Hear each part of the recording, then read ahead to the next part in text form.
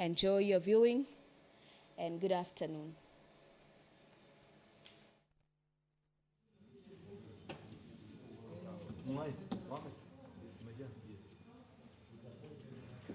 Order, honorable senators, kindly take your seats. I'm informed we do have quorum now, so we proceed with the business of the afternoon. Clerk, you may now proceed to call the first order, please. Order number 1, administration of oath. Order number 2, communication from the chair. Order number 3, messages.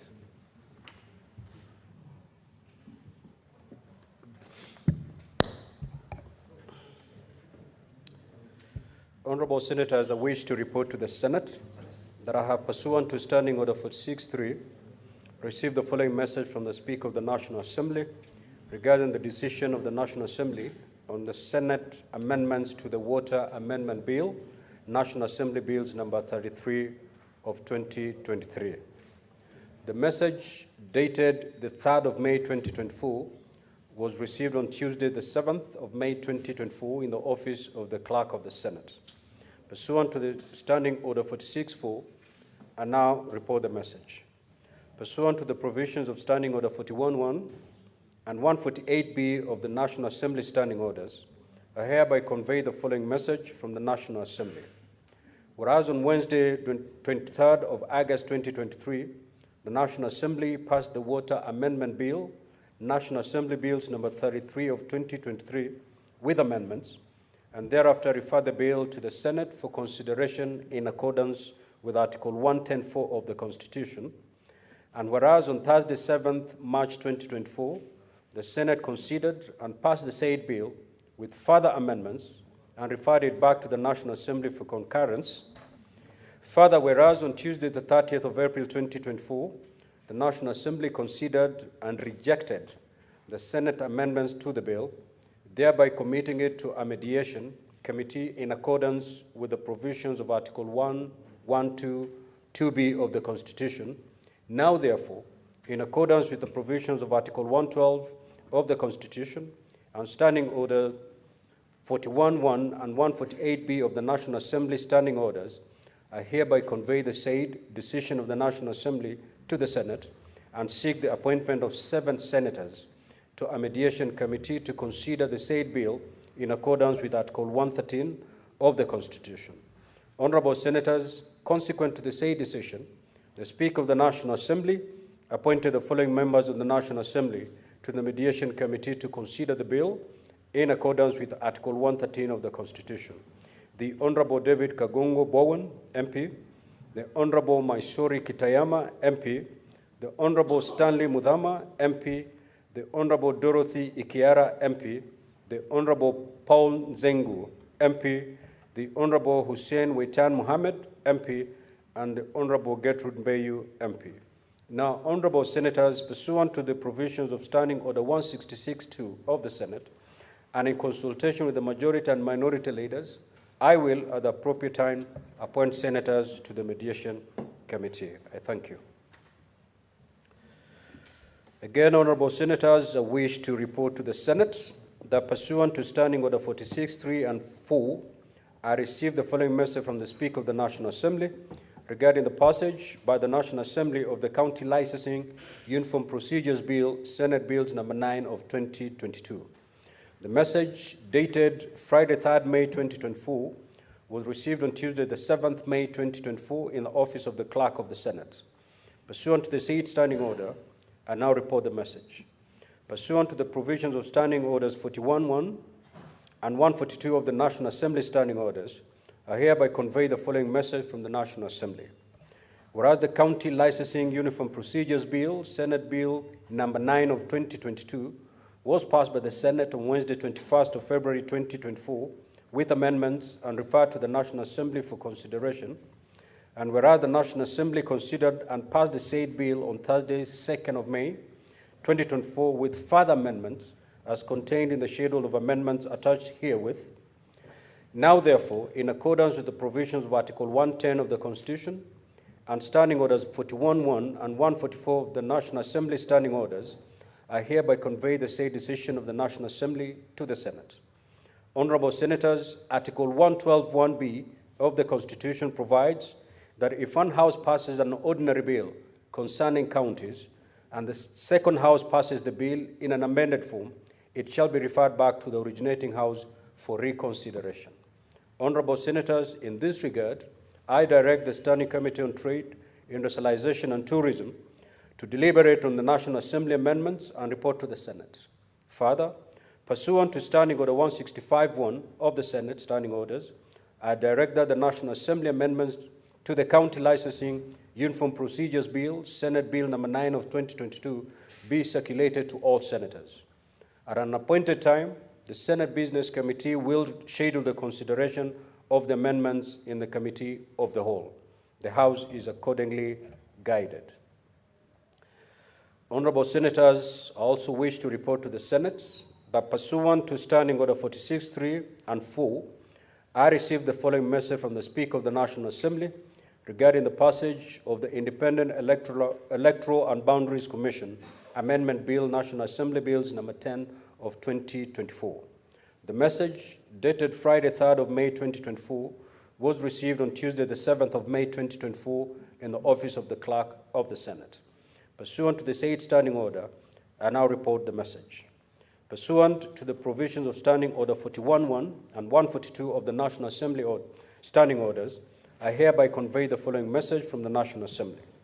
Whereas the Independent Electoral and Boundaries Commission Amendment Bill, National Assembly Bill number 10 of 2024, was published via Kenya Gazette Supplement number 46 of the 4th of March 2024, as a bill seeking to amend the Independent Electoral and Boundaries Commission Act number 9 of 2011 to clean up the Act by deleting obsolete provisions and make consequential amendments to give effect to some of the recommendations and views of the public as submitted to the National Dialogue Committee, NADCO, on the issues of electoral justice and related matters and for connected purposes.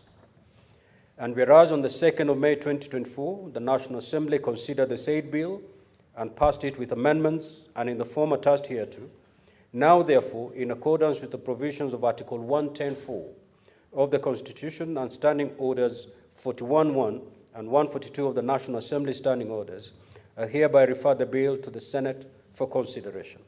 Honorable Senators, pursuant to Standing Order number 163, which requires that a bill which originates in the National Assembly be proceeded with by the Senate in the same manner as a bill introduced in the Senate by way of first reading, in accordance with Standing Order 144, I direct that the Independent Electoral Boundaries Commission Amendment Bill, National Assembly Bills number 10 of 2024, be listed in the order paper for tomorrow, Wednesday, 8th May 2024, for first reading. I thank you, Honorable Senators. Next order.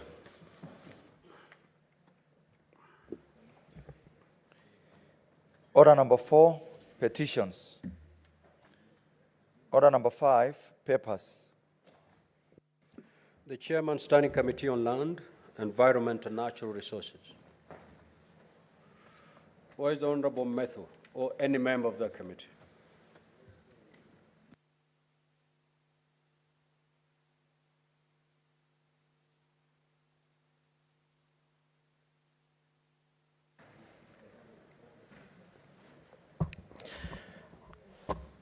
Mr. Speaker, sir, I beg to lay the following paper on the table of the Senate today, the 8th May 2024, a report of the Standing Committee on Lands, Environment and Natural Resources on its consideration of the National Rating Bill, National Assembly Bills number 55 of 2022. I beg to lay. The Chairperson, Standing Committee on Health.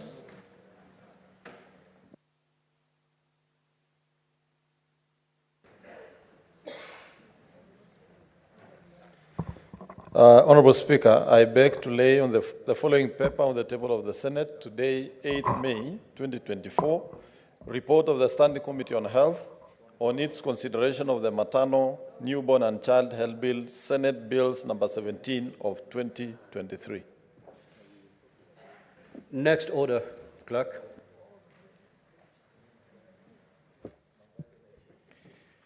Order number 6, notices of motion. Order number 7, questions and statements.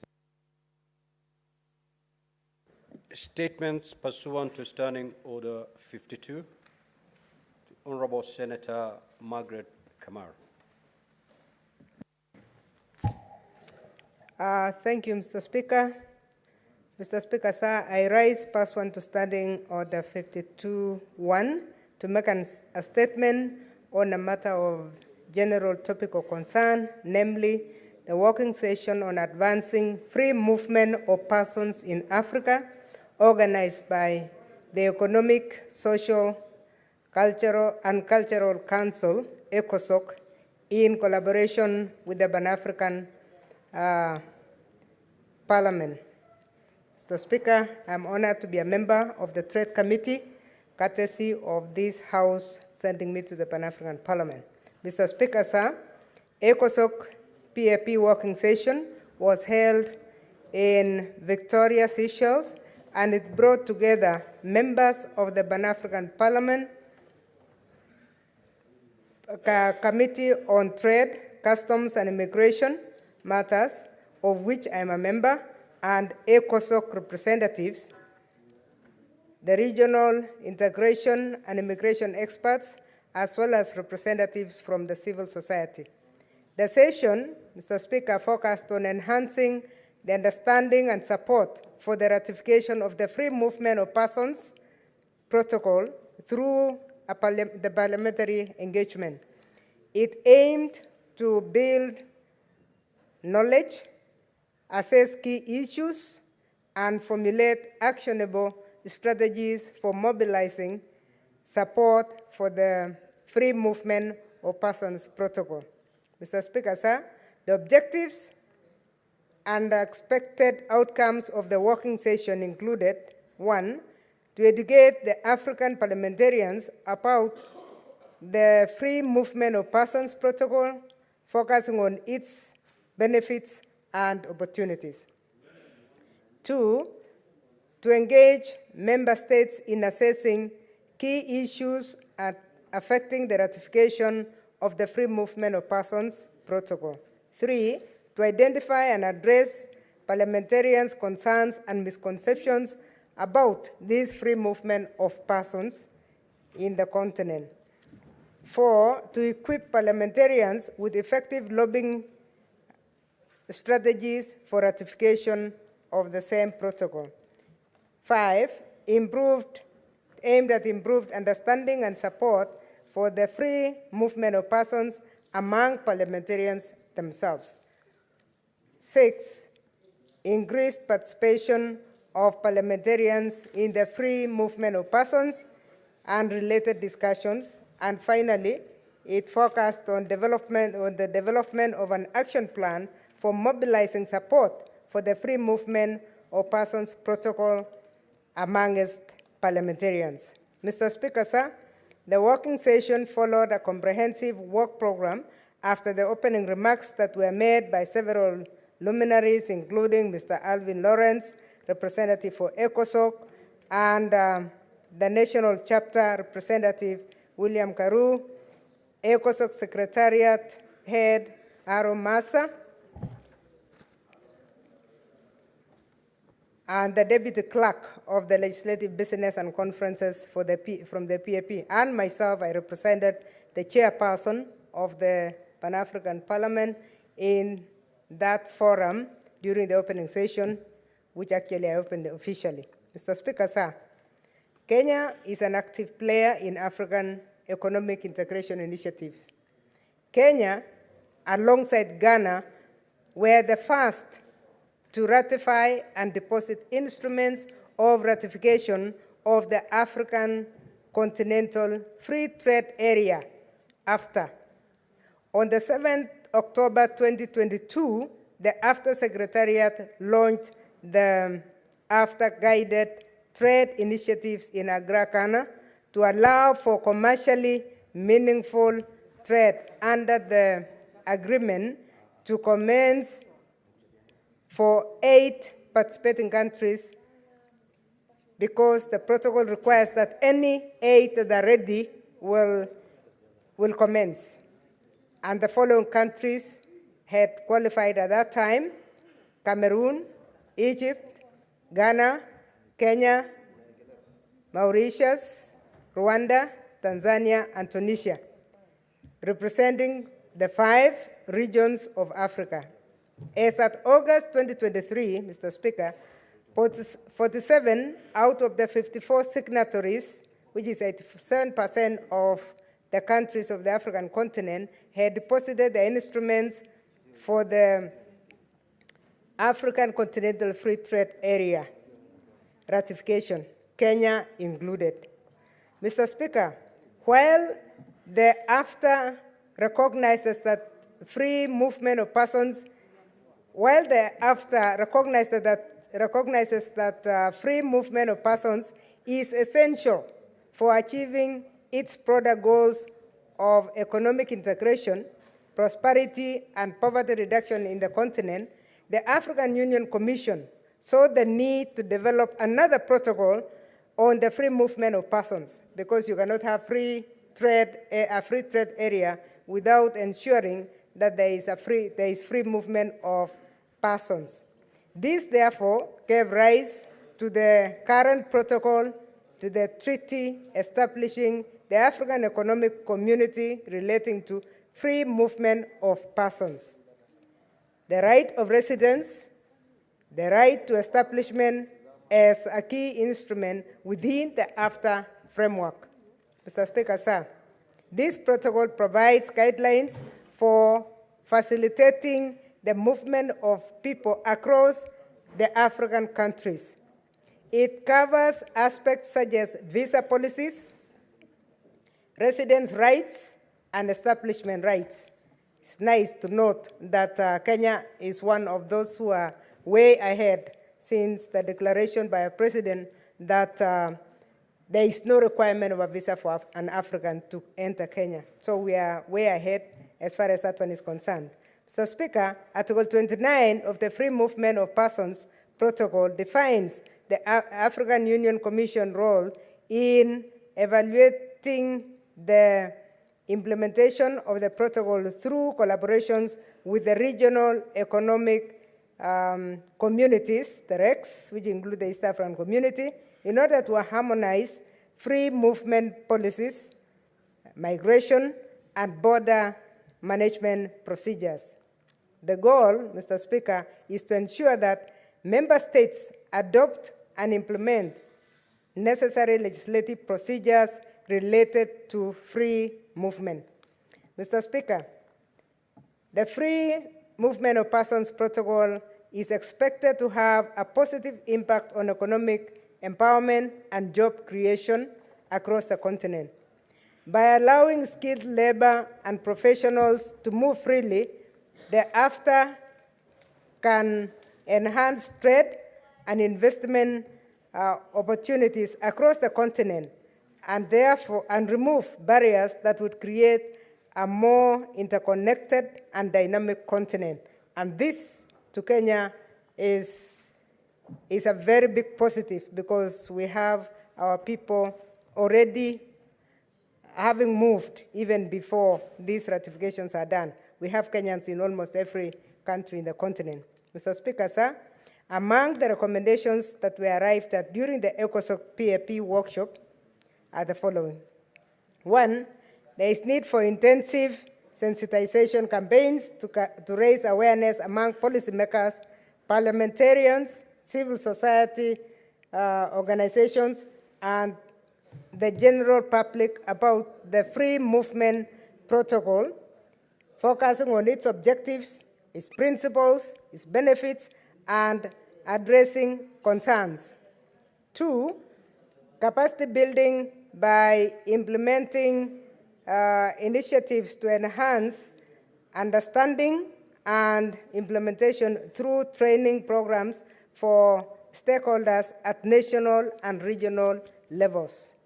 3, prioritization of parliamentary engagement by involving goodwill ambassadors, influencers, and special envoys, and to establish a parliamentary network for advocacy to advance this agenda. And I hope we'll be able to come up with our own parliamentary advocacy for the same, Mr. Speaker, but save me from Gerard Gay, who is distracting the leader of majority, who should be spearheading the formation of a parliamentary network to spearhead the free movement of persons in this continent.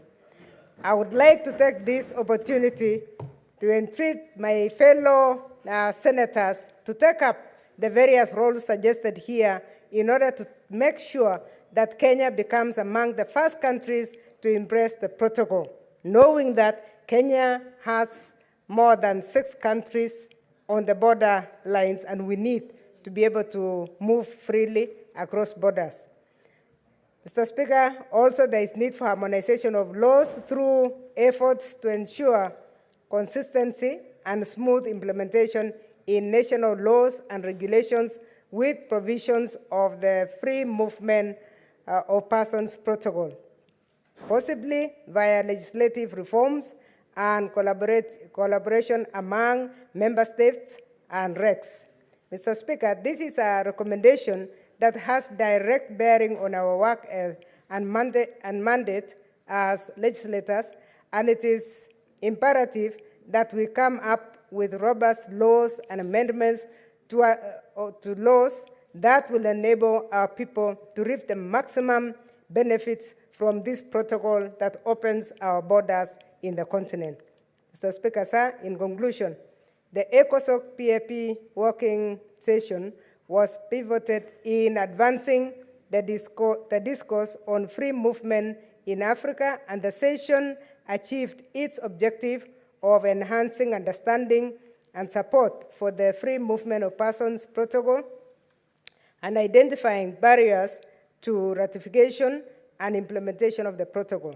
The session also formulated a comprehensive action plan that recognized the collaborative efforts of parliamentarians, ECOSOC, and other stakeholders in setting a strong foundation for future endeavors in achieving the goal of free movement of persons across the continent. Mr. Speaker, I thank you for the opportunity to make this statement. Thank you. A statement pursuant to Standing Order 53-1, the Honorable Senator Alexander Mundigi. That statement is dropped. The Honorable Miraj Abdullahi. That statement is dropped. The Honorable Senator Mohamed Chute. That statement is dropped. Statement pursuant to Standing Order 56-1A, the Chairperson Standing Committee on Health.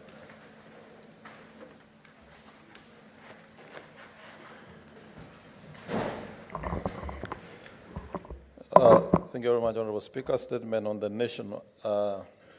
nationwide health worker strike.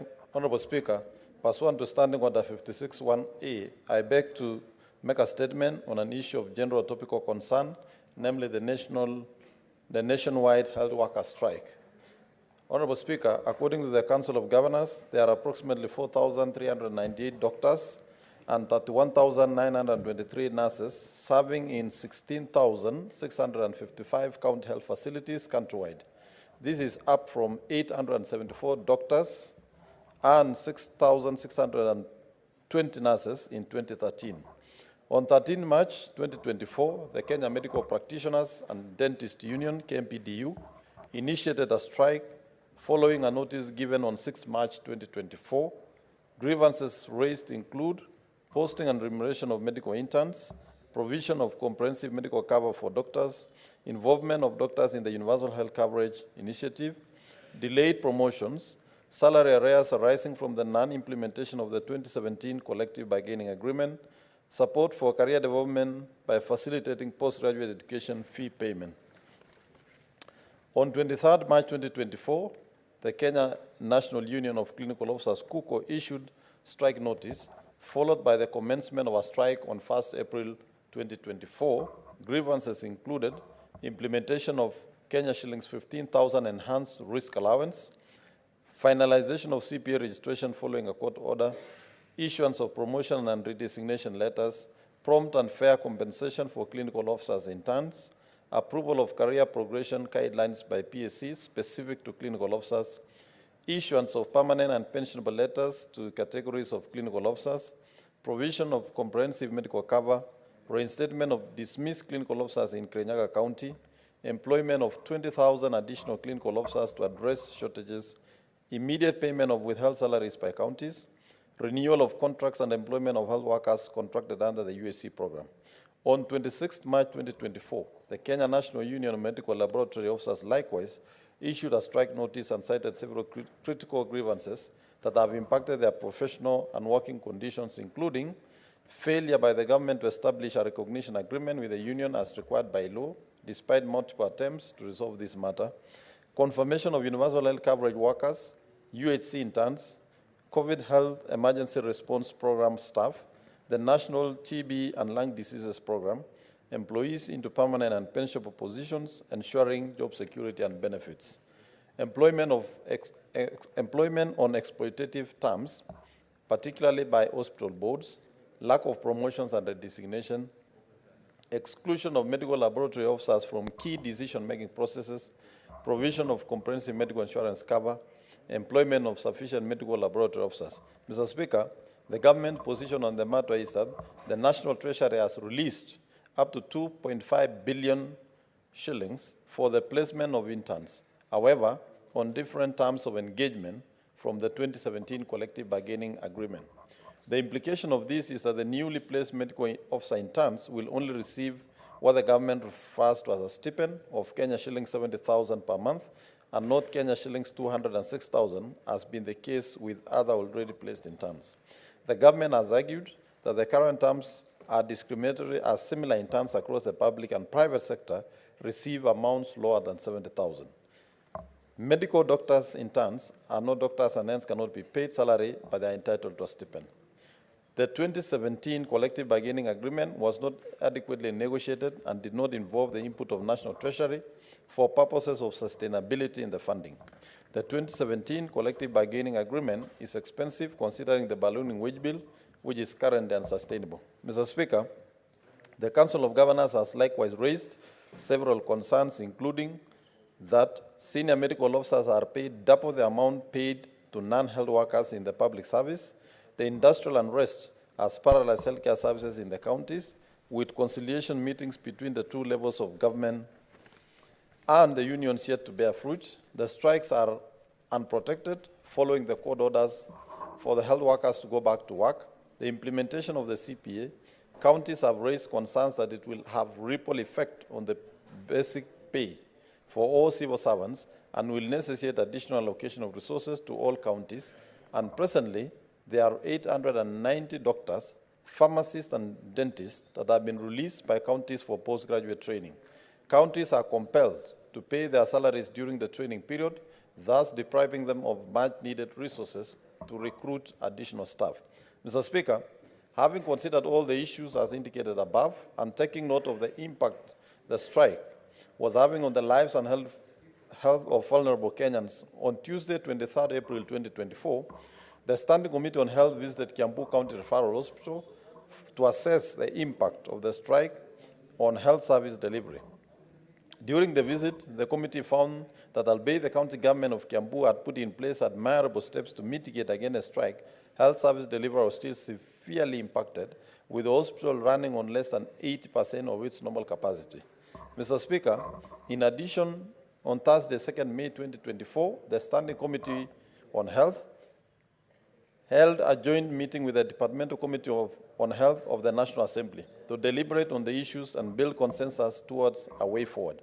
Mr. Speaker, in view of the varied and complex issues raised by the unions, the meeting hosted different stakeholders, including the Cabinet Secretary for Health, the Cabinet Secretary for Labor and Social Protection, the Executive Committee of the Council of Governors, led by the Chairperson Public Service Commission, the Chairperson Salaries and Remuneration Commission, and the relevant health care workers unions.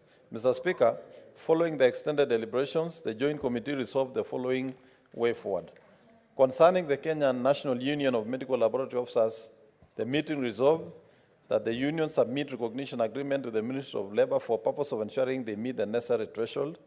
And if the union meets the necessary threshold across the 47 counties, then the 41 county governments that have not signed the recognition agreement do so. 2, the Council of Governors to hold 2 meetings on Tuesday, 7th May 2024 as follows. Meeting with the Kenya Union of Clinical Officers for the purposes of finalizing negotiations on recognizing the CPA at 10 a.m. 2, meeting with the Kenya Medical Practitioners and Dentist Union for purposes of finding a way forward on pending issue, including promotions and postgraduate training. 3, regarding outstanding issue of harmonization of terms of service, the Kenya Health Human Resource Advisory Council to make recommendations for implementation in a progressive and phased manner. 4, KMPDU to reopen negotiations with Ministry of Health and county governments on the issues that were rejected by the Advisory Council and pending issues other than internship be submitted to a task force for conciliation even as health workers return to work. 5, Ministry of Health to finalize the execution of the MOUs between universities and teaching hospitals with regard to matters affecting registrars on postgraduate training. 6, Ministry of Health and KMPDU to negotiate on the internship issue with the possibility of adopting a phased approach to the posting of interns subject to availability of funds. 6, PSC to extend contracts of UHC and CHRP staff by 2 years in accordance with the summit resolution to extend their contracts by 3 years. And finally, the Joint Committee to implement bicameral mechanisms to follow up with the National Treasury on allocation of requisite resources to counties for purposes of implementing agreements, particularly through DORA. Mr. Speaker, the resolutions of the Joint Committee are being followed up by relevant parties and will be reported back to the House at the earliest opportune time. Mr. Speaker, as I conclude, I wish to request the Chairperson Standing Committee for Labor to move with speed and act urgently to address the various labor-related issues that have led to a strike. These include, but are not limited to, delayed promotion salaries, arrears, and career promotion. Mr. Speaker, I also wish to appeal to the various government departments and agencies involved, as well as the unions, to negotiate in good faith and with utmost speed to alleviate the death and suffering of ordinary Kenyans that has arisen from the strike. I thank you. Chairperson Standing Committee. Honorable Speaker, I have two other statements on the same. With your permission, I can proceed to... Did you file those statements? Yes, Honorable Speaker. Clerk, just approach the chair.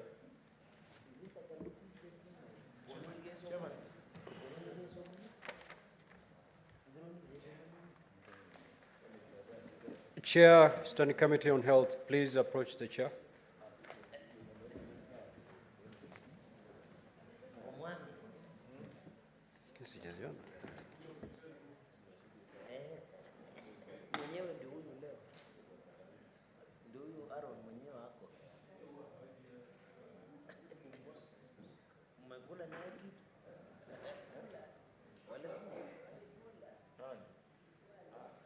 Now, honorable senators, I'll allow senators to react to the statements that have just been read to us by the Chairperson Standing Committee on Health. The Honorable Samson Chiranki. Mr. Speaker, the Speaker, let me use this one. Mr. Speaker, I am happy.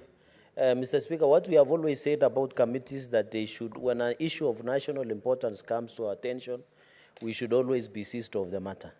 I'm happy with the Chair of Health. For the first time, we must provide leadership. Mr. Speaker, I know the issue of doctor strike and other medical practitioner strike has become a very serious concern in this country. It is my wish as the Senator of Nandi and a leader of this country that these issues be resolved amicably, Mr. Speaker. Mr. Speaker, I had the opportunity to sit on last week on the Joint Committee of National Assembly of Health and the Senate, led by Senator Mandago. And we were shocked, Mr. Speaker, because what we are hearing that 18 issues had been resolved and 2 were remaining. But when we sat in that meeting, Mr. Speaker, it felt that we were starting all over again, Mr. Speaker. Mr. Speaker, I want to ask the Committee of Health of the Senate and the National Assembly, Mr. Speaker, to give us a proper way forward on resolving this health crisis, Mr. Speaker. Mr. Speaker, I want also to call upon the Council of Governors, because yesterday, Mr. Speaker, they were supposed to have a meeting about resolving this health crisis, Mr. Speaker. But the Council of Governors conveniently avoided holding that meeting yesterday, Mr. Speaker. And yesterday, Mr. Speaker, our proceedings were almost disrupted because of the noise and protests by the medical doctors and other health professionals that were demonstrating, and the strike that is ongoing, Mr. Speaker. Many Kenyans are suffering. Our hospitals are dysfunctional, Mr. Speaker. I think this is long enough, Mr. Speaker, that as the Committee of the Health and the Senate, and I want to request the Chair of Health and Health Committee, Mr. Speaker, next week to convene even a Committee of the Whole, so that the entire Senate, the Cabinet Secretary of Health, the PSS, Mr. Speaker, the Doctors' Union, Mr. Speaker, and I'm happy one of the Secretary General of Doctors' Union, Mr. Dafty Atela, is wearing a cap nowadays. I hope his brain was not affected when that attack happened, Mr. Speaker. Should be here. Other union officials, Washira, Kebore, Mr. Speaker, they must be here so that we ask ourselves, Mr. Speaker, where is the problem? Because the multi-government all approach led by Head of Public Service, Waziri Felix Koske, is saying almost all issues have been resolved except two. When you get to the unions, they are telling you totally different something. Say salaries and remuneration, Mr. Speaker, SRC are saying something else, Mr. Speaker. I think it is high time our House we take a position. Let them come before the Committee of the Whole next week, led by the CS of Health, the unions, Mr. Speaker, even to have everybody on board, and even the Senate, both of the National Assembly and the Senate. Finally, Mr. Speaker, I know there have been a debate that whether intern doctors are as qualified as people who are doing pupillage or any other interns, Mr. Speaker. I want to propose, as a country, let us have a conversation. And I know people like Senator Danson Mahanso, Mr. Speaker, who own law firms, will find this uncomfortable. My proposal, let us harmonize the payment of interns. Because some of us who worked in law firms, Mr. Speaker, we used to be given only lunch, Mr. Speaker, of Githeri and Mandazi. And yet, Mr. Speaker, we were doing matters that are worth billions and billions of shillings, Mr. Speaker.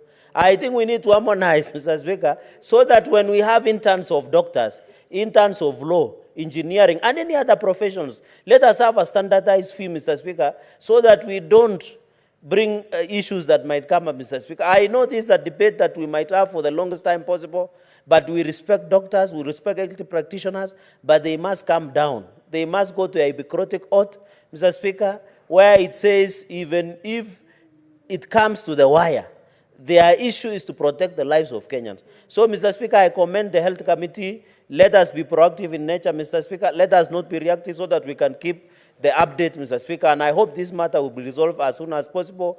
I want to assure the country that these issues has the goodwill of His Excellency the President and his administration, Dr. William Ruto. He has shown goodwill to ensure that these matters are resolved. Kenyans continue to have access to the best health care in our dispensaries, health centers, and referral hospitals across the country. I thank you, Mr. Speaker, sir. Senator Agnes Kavindu.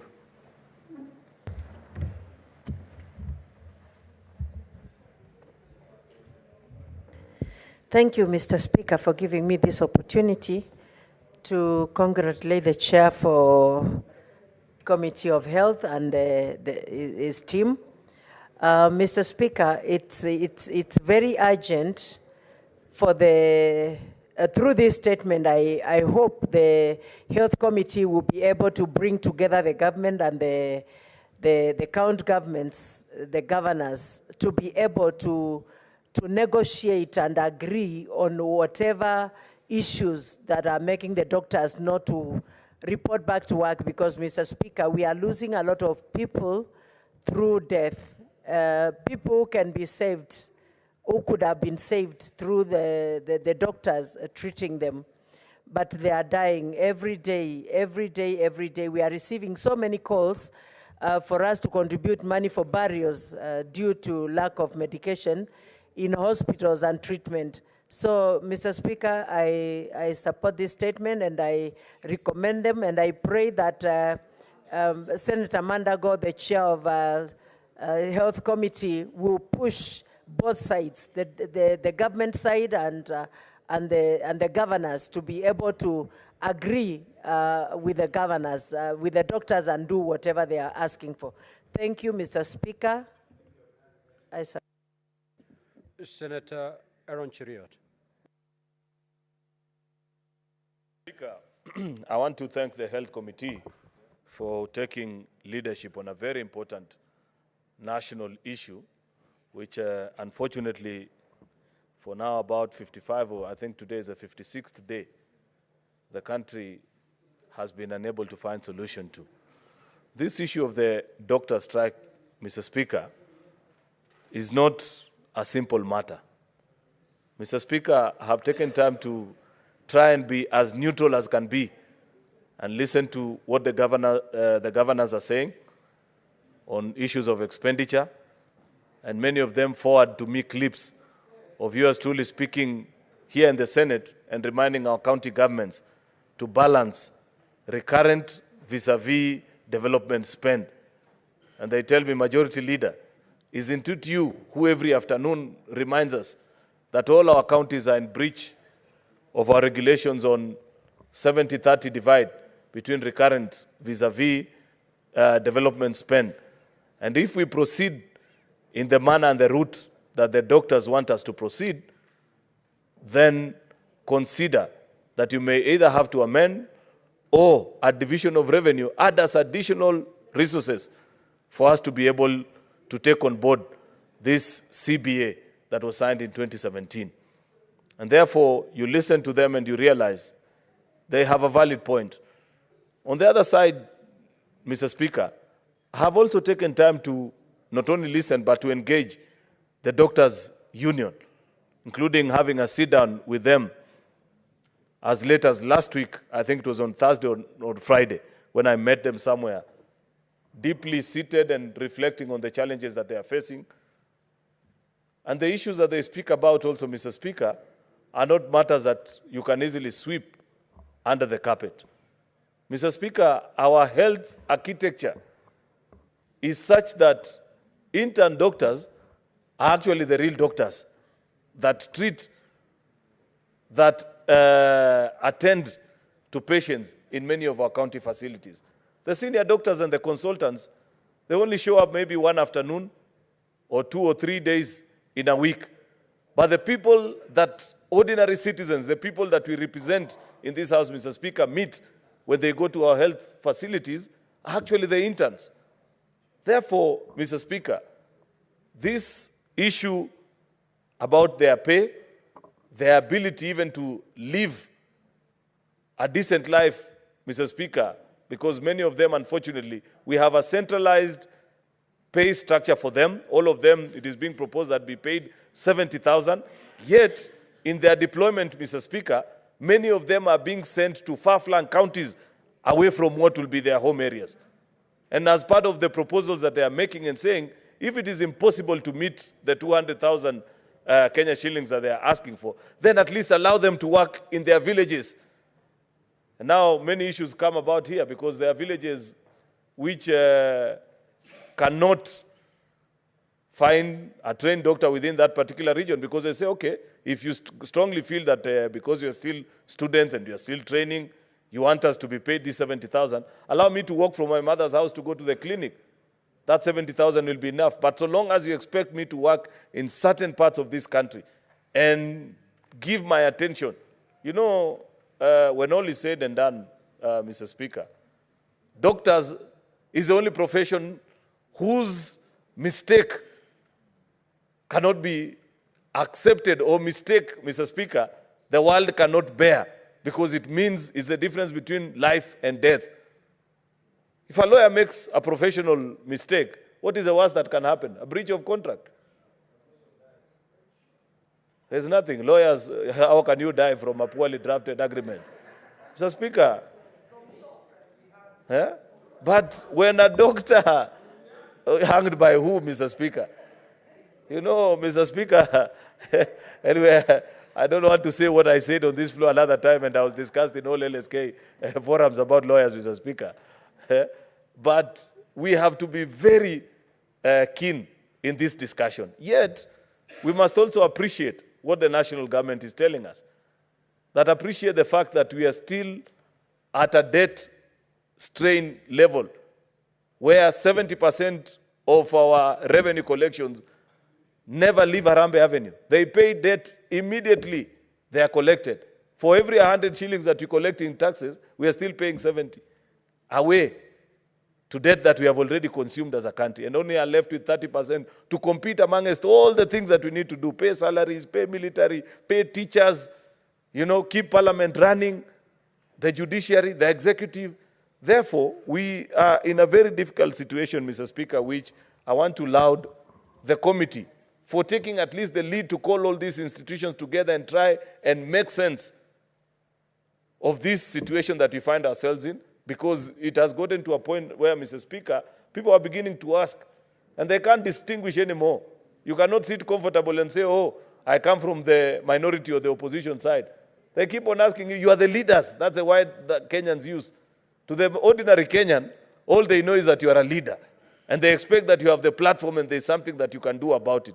And therefore, I want to urge the Committee on Health not to relent. I know they have called meetings, Mr. Speaker, I think 2 or 3 times, and either the Cabinet Secretary didn't turn up, or one time the union officials had another separate meeting. Not to give up, because this is something that we must resolve. And if there is an institution that has the ability to resolve many of these questions, Mr. Speaker, save for maybe the monetary issues that stand between doctors and their return to work, Mr. Speaker, then Senate as a House. There are basic issues which even we as a House, I am embarrassed that we have not been able to address for the last 10 plus years that we have been in this House. Take, for example, the issue of standardization of practice, Mr. Speaker. It is not fair that what a doctor earns in Siaya is not similar to what they earn in Homa Bay, just next door, Mr. Speaker.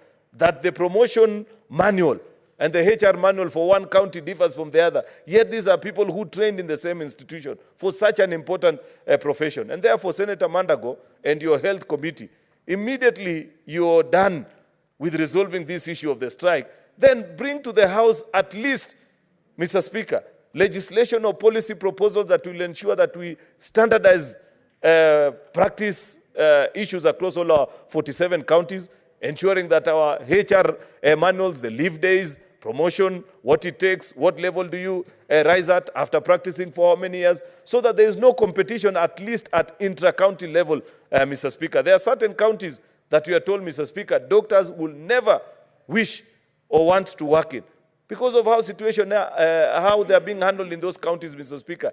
Yet, because of the difficulty of life and the fact that they have to put bread and butter on the table of their families, Mr. Speaker, they are forced to undertake those responsibilities. Therefore, Mr. Speaker, this issue is not just about the disputed pay of the interns. There are many other things for which this House, Mr. Speaker, has a solution to. And I hope that once we are done with this phase of trying to mediate and find a solution to this matter, Mr. Speaker, the Health Committee will lead this House in making a long-standing solution that will ensure that our doctors at least feel that we have listened to them, and therefore it will not have been wasted the number of days that they have gone on strike. I thank you, Mr. Speaker. Senator Manzo.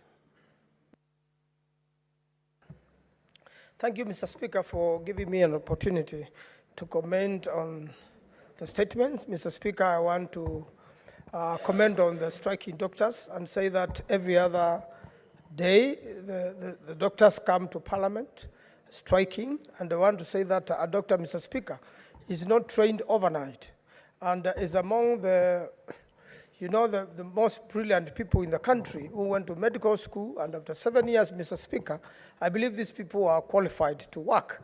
But requirement that they have to go through attachment and then now become full doctors. And during attachment, this is the time they acquire some of the skills and the practice of what they learned in the classroom. Mr. Speaker, the doctor's strike is very painful to the country. And the earliest it is sorted out is the best. Especially during this time, Mr. Speaker, the country has had floods, and a very big likelihood of waterborne diseases, there is every need that doctors should go back to work. Mr. Speaker, I have received, including up to yesterday, where a young mother took a child to hospital, and she was told, you know, we are on strike, please look for a private facility. And in that effort, somebody tried to give oxygen to this 6 months old baby. And after 1 hour, the baby was gone because of the strike. And it was very painful to myself, and I believe that has been duplicated in many parts of the country. It's a high time this House resolves issues of the people. And I believe this is a key issue to be resolved, Mr. Speaker. I thank the committee for what it has done and the proper representation of Senate and Parliament. And I believe with the efforts of the Senate, a solution should be found as quickly as possible. But still I urge the government on the other side to look at the issues and the changing events daily, the health situation in the country, and also the doctors to look at it again. Although the law requires what they have already negotiated to be implemented, then the government should offer something better, which is acceptable to the doctors and all other medical practitioners in different medical professions, so that they can go back to work and serve Kenyans. Mr. Speaker, I thank you and support what the committee in Senate have done, and hope that this will be concluded as soon as possible. Thank you, Mr. Speaker. Senator Commissioner Kenyo. Asante Bwana Spika. Kwanzia mwanzo nataka kushukuru na tena kwa kamati ya afya. Niwaambie kazi unafanya ni nzuri. Na Bwana Spika, wauguzi, madaktari pamoja na maafisa wa afya ni kiungo muhimu sana katika serikali yetu. Lakini Bwana Spika, sisi tuko wote pamoja. Bwana Spika, sisi ndio tunalipa ushuru. Ushuru huo ndio unatumika Bwana Spika kwa kulipa madeni tulionayo. Vile ambavyo ningependa kuwasihi madaktari Bwana Spika pamoja na wauguzi na wahusika wote wakubali kurudi katika meza, wakubaliane. Ndio tunalewa na yale matakwa wangetaka yazingatiwe Bwana Spika.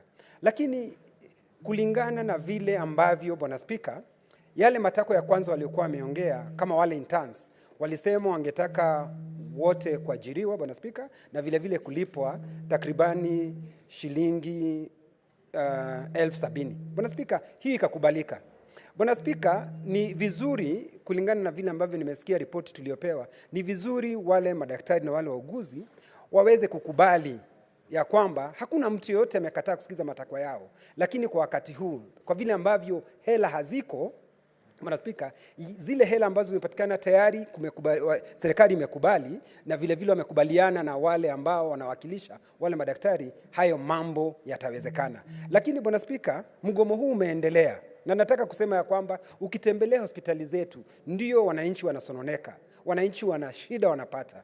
Bwana Spika, mimi ningesema waketi waweze kukubaliana, kwa sababu fahari wawili wapiganapo Bwana Spika, nyasi ndizo humia. Wanaumia ni wananchi wa Kenya. Bwana Spika, watu waache kuwa na misimamo migumu. Nimekuwa nikiona madaktari Bwana Spika wakiwa na misimamo migumu, hawaendi mahali ambapo wanaitwa waweze kujadili haya mambo. Magavana wanafanya mikutano na hawezi kuwaita. Lakini Bwana Spika, vile vile na wao magavana, kwa sababu kuna mambo muhimu ambayo wameulizwa na hawa madaktari wa mahabara Bwana Spika, wamekuwa wakisema ya kwamba waangaliwe na wakifikisha viwango fulani wanapaswa kukubalika katika kaunti zetu Bwana Spika, na waweze kujiandikisha kama kikundi. Bwana Spika, magavana wetu wametupilia hilo wazo, hawalajiangalia. Kwa hivyo kila mtu Bwana Spika anapaswa kusikizwa Bwana Spika, kwa sababu tukiendelea na hii misimamo ambayo ni mikali, wale watakaumia na wananchi wa Kenya. Kwa hivyo ningeomba madaktari, ndio mambo wanayosema tunayakubali, tunayaelewa, lakini Bwana Spika waweze kupatiana muda. Najua wamekuwa akisema haya maneno Bwana Spika, lakini ndio najua machache waliosema yamesikizwa.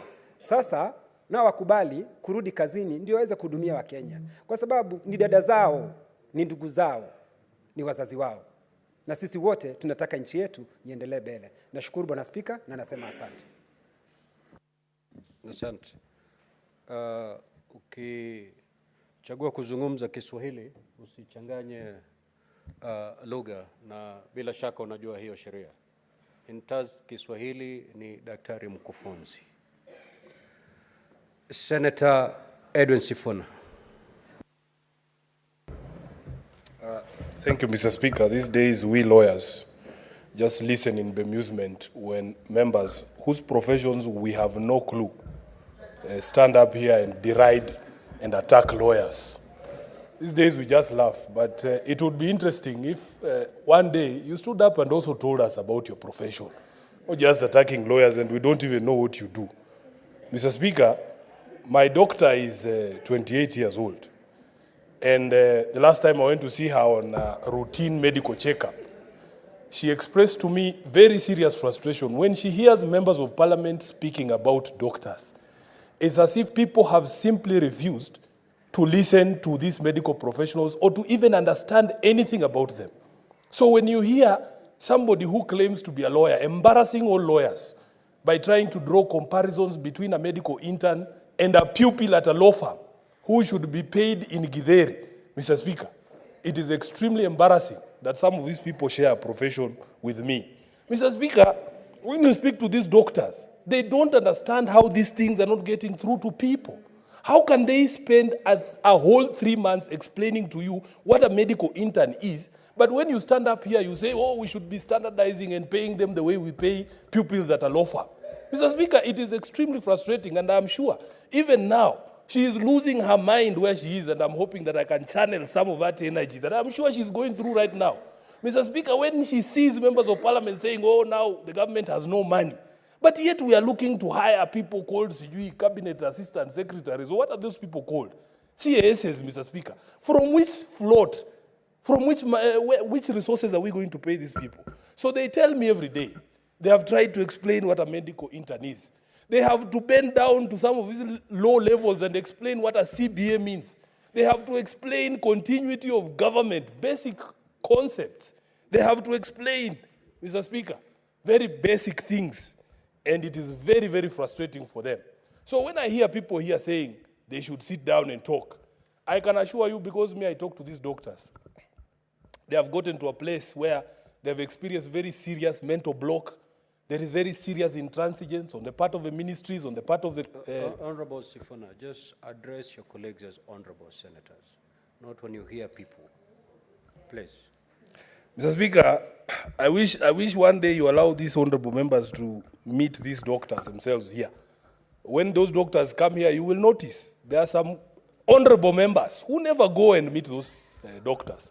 I am sure they will not address them the way you are directing me to address them. But since I'm a member of this house, let me address them as you have directed me, Honorable Speaker. I'm telling you, Mr. Speaker, it is extremely frustrating that these doctors have sat down. I really applaud the efforts by the committee, by Senator Mandago, because he has given it his all, and he has always invited us. The last time I was there, the Council of Governors refused to show up, and we were given information that they were watching the proceedings from the comfort of their offices, Honorable Speaker. And yet we wanted everybody in the building so that we can try and see what the issue is. I went there to the last meeting of the Health Committee after I had none other than the head of state saying they have agreed on, I think it was 16 out of 18 issues, and there are only 2 issues remaining. So when I went to Senator Mandago's committee, I was expecting that we will start with those 2 issues that have not been resolved. But we have members of the Council of Governors sitting there and saying, some of these people here, we don't even know who they are. We don't have recognition agreements with them. How do you begin from scratch, Mr. Speaker? Yet this matter has been going on for a very, very long time. So, Mr. Speaker, in the light of the intransigence, in light of the fight that has been taken to the door of the doctors, Dr. Bimji, I think he's called the Secretary General of KMPDU, was not known for wearing hats on his head. He's trying to hide his scar, Honorable Speaker, from a tear gas canister that was fired by a police officer, Mr. Speaker, during exercise of his democratic right to picket and to protest. I gave him my advice that it is why Sifuna wears a sufuria on his head when he goes to Mandaman, because the damage is lesser, Honorable Speaker. If you are wearing something like a sufuria on your head, if you are hit with a tear gas canister, you'll not be hospitalized the way he was. So, Mr. Speaker, I want to express the frustration of the medical practitioners in this House. They are telling me they don't know what language to employ. They have gotten to a place, in fact, Mr. Speaker, for me now, the only appeal I can make to the doctors of this country, now we know that these guys, the government will never listen to you. The government is never going to honor the CBA agreement that it signed. The government is not going to give you what you want. Now just listen to the Kenyans. For the sake of Kenyans, wait this government out. There is going to be a government, Honorable Speaker, that is going to come.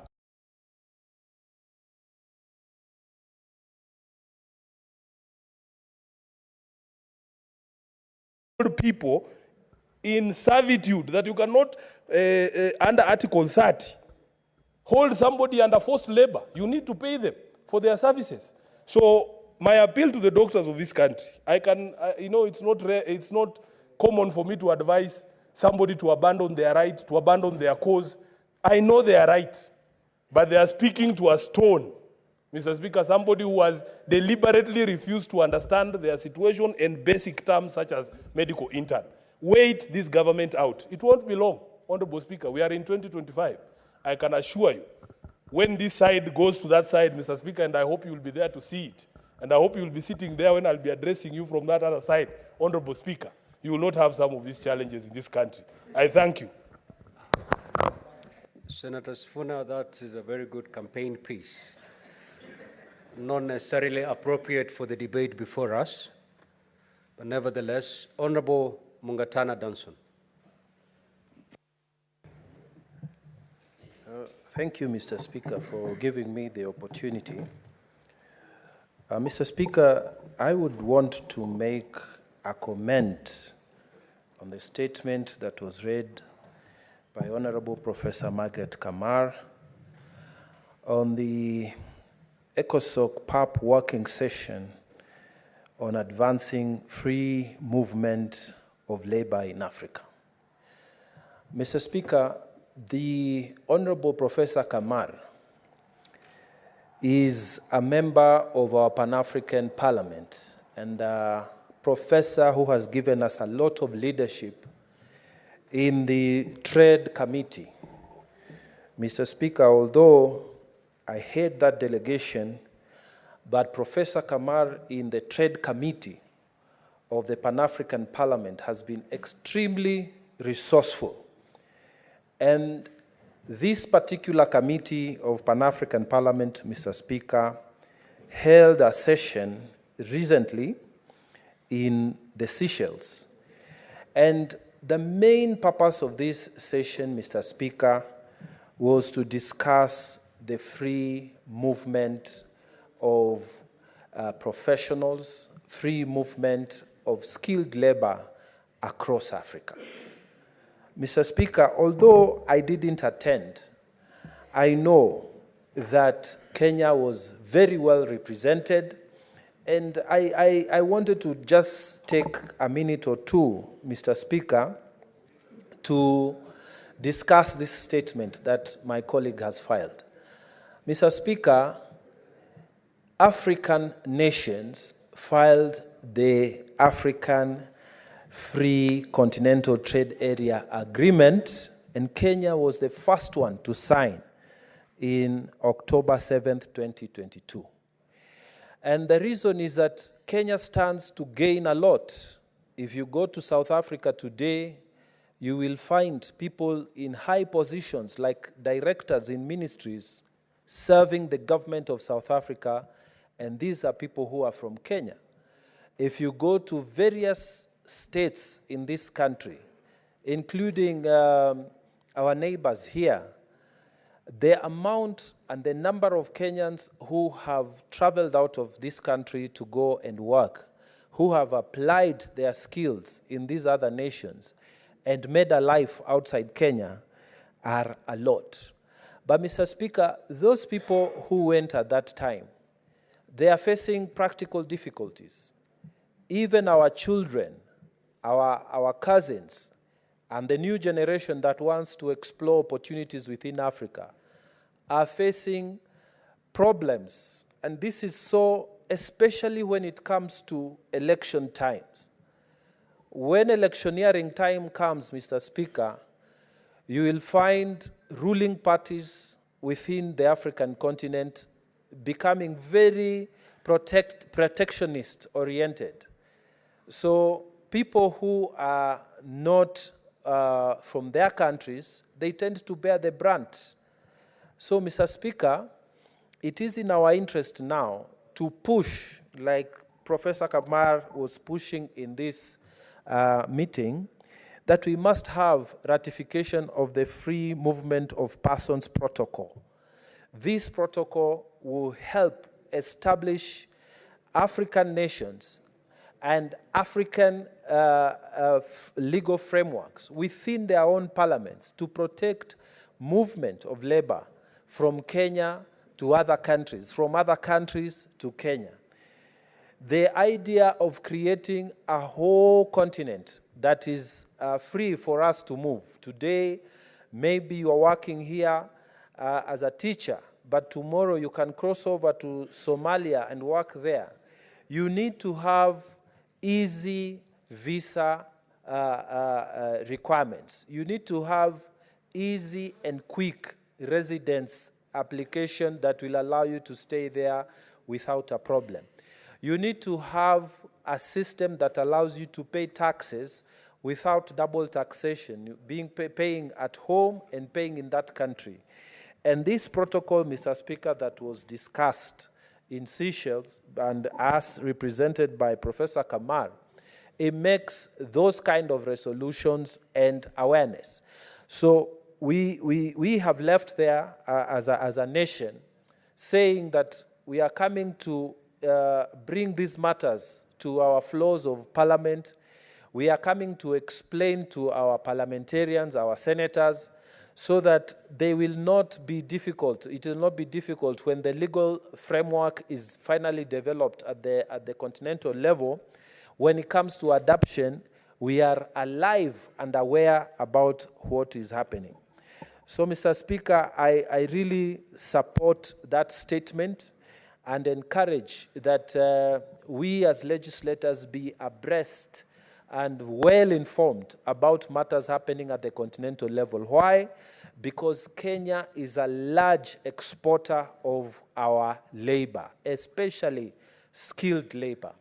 And Mr. Speaker, if we don't protect our people through this establishment of these legal frameworks, we might end up losing at the continental level. So, Mr. Speaker, I just wanted to support what Professor has done and really thank her, acknowledge what we are doing at that level. I thank you, Mr. Speaker. Senator Olekina Ledama.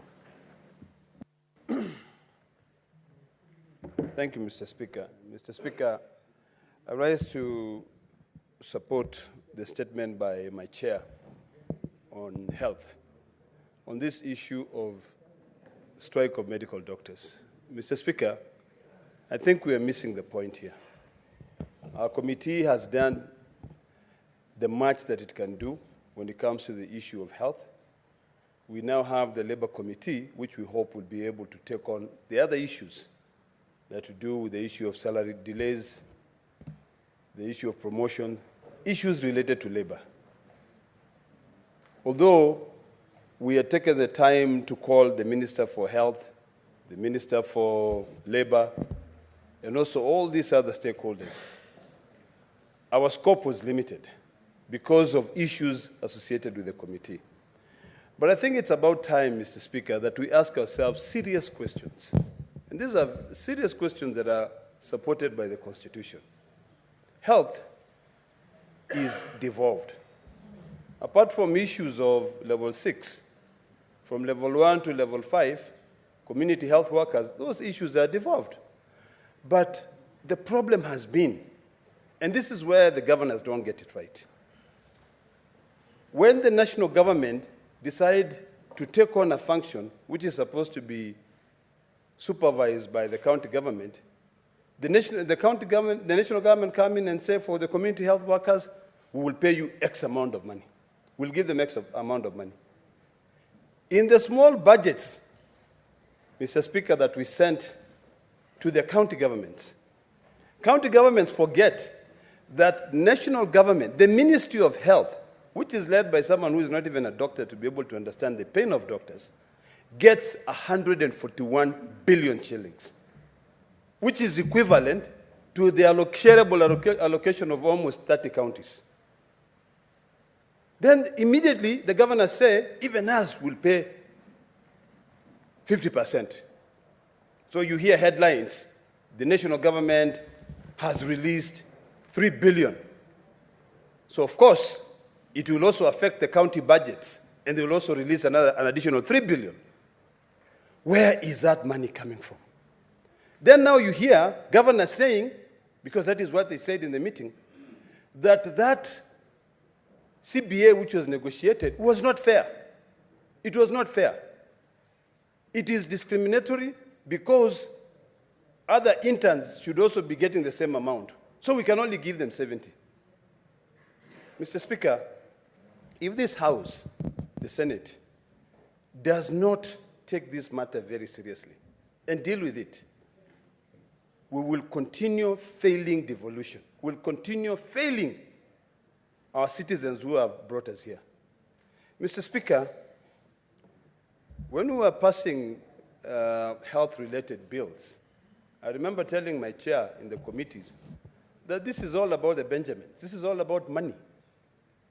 That's why we are rushing. You know, we are rushing to pass these bills.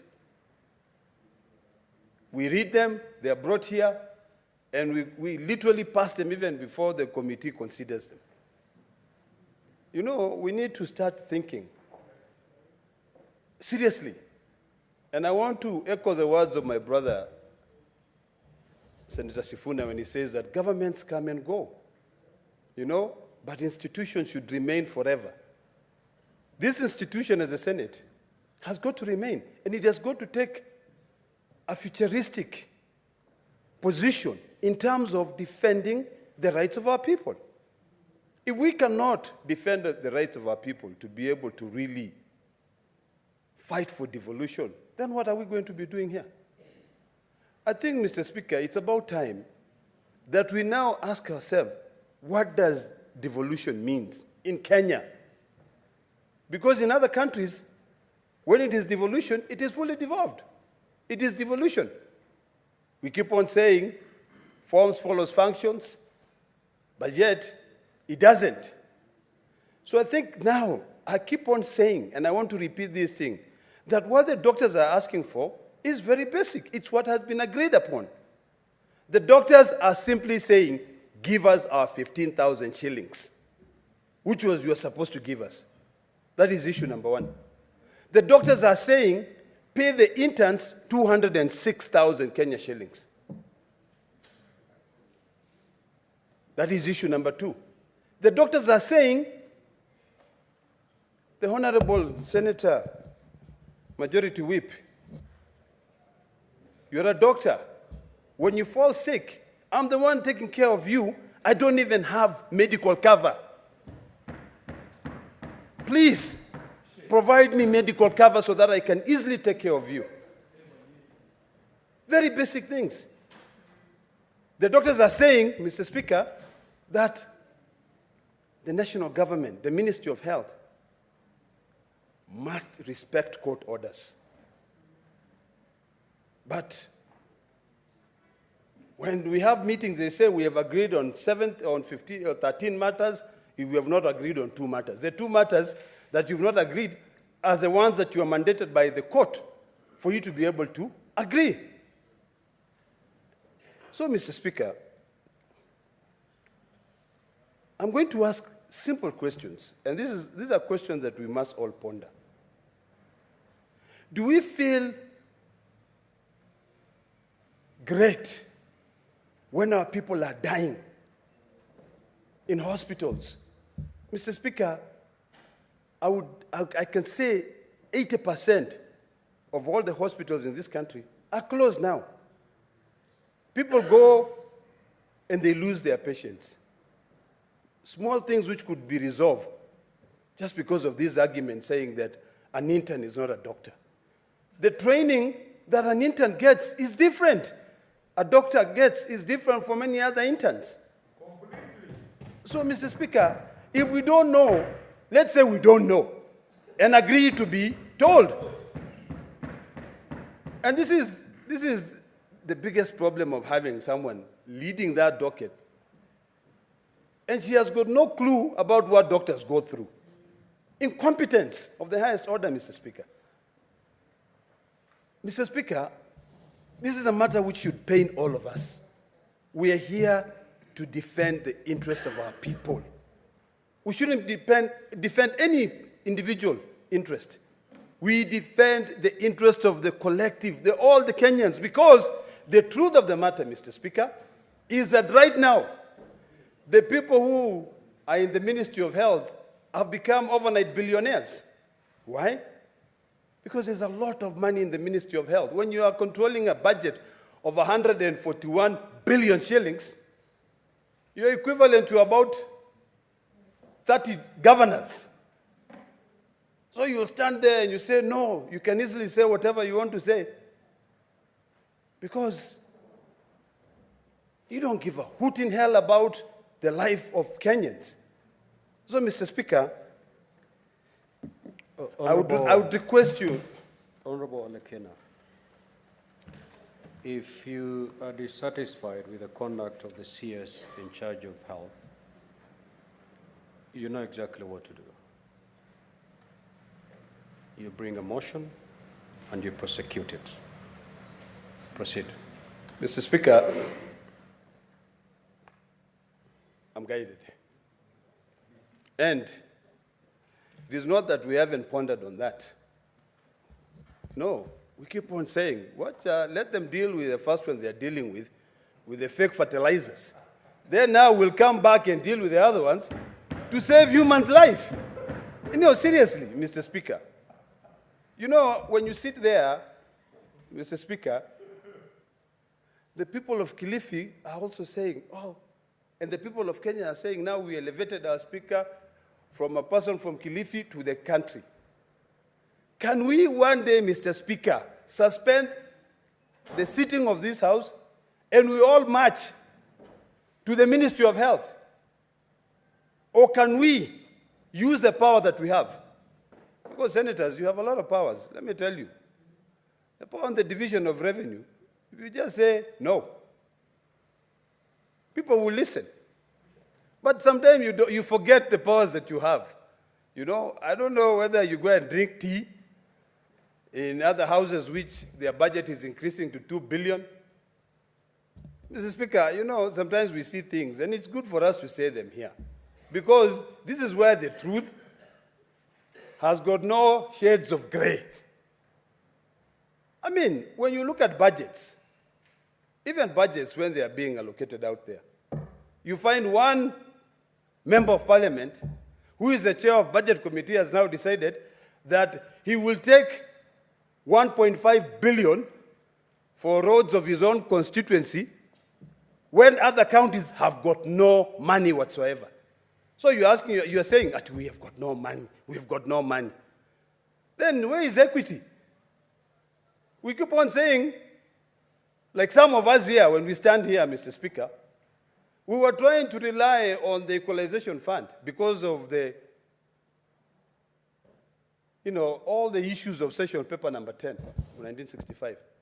But now, someone, just because that person is the chair of the budget committee, decides, I'm going to give 1.5 billion to roads of my own constituency.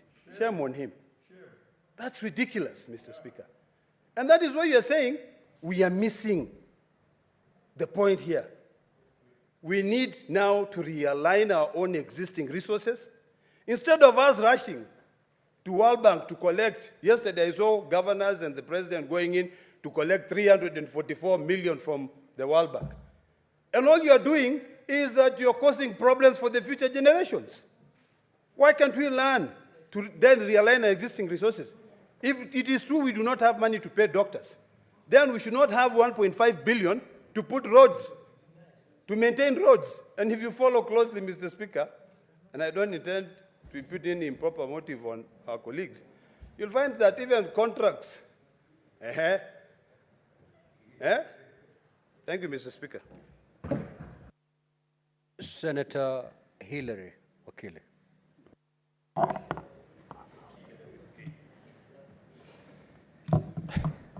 Thank you very much, Mr. Speaker. I want to appreciate the chairperson of Health Committee for bringing out this very important statement, which has highlighted from among the honorable members who've contributed this afternoon to the importance of the health sector in this country. And Mr. Speaker, we do not mince words when we say that health is a very important need. It is one of the basic rights that we as Kenyans and generally every other human being enjoys. And therefore, when the Committee on Health reaches out to attempt a resolution to the strike that, Mr. Speaker, for the first time has gone for a very long time. I note that the previous strike, Mr. Speaker, took longer than this, and this one, even if it were to have taken a day or two, Mr. Speaker, it is a risk thing to let go of the people who are the ones who would take care of our sickly brothers and sisters from wherever they come from, to be out, not to be working, because one life lost, Mr. Speaker, is as painful as that which has been lost otherwise than by the failure of the doctors to be present to support them.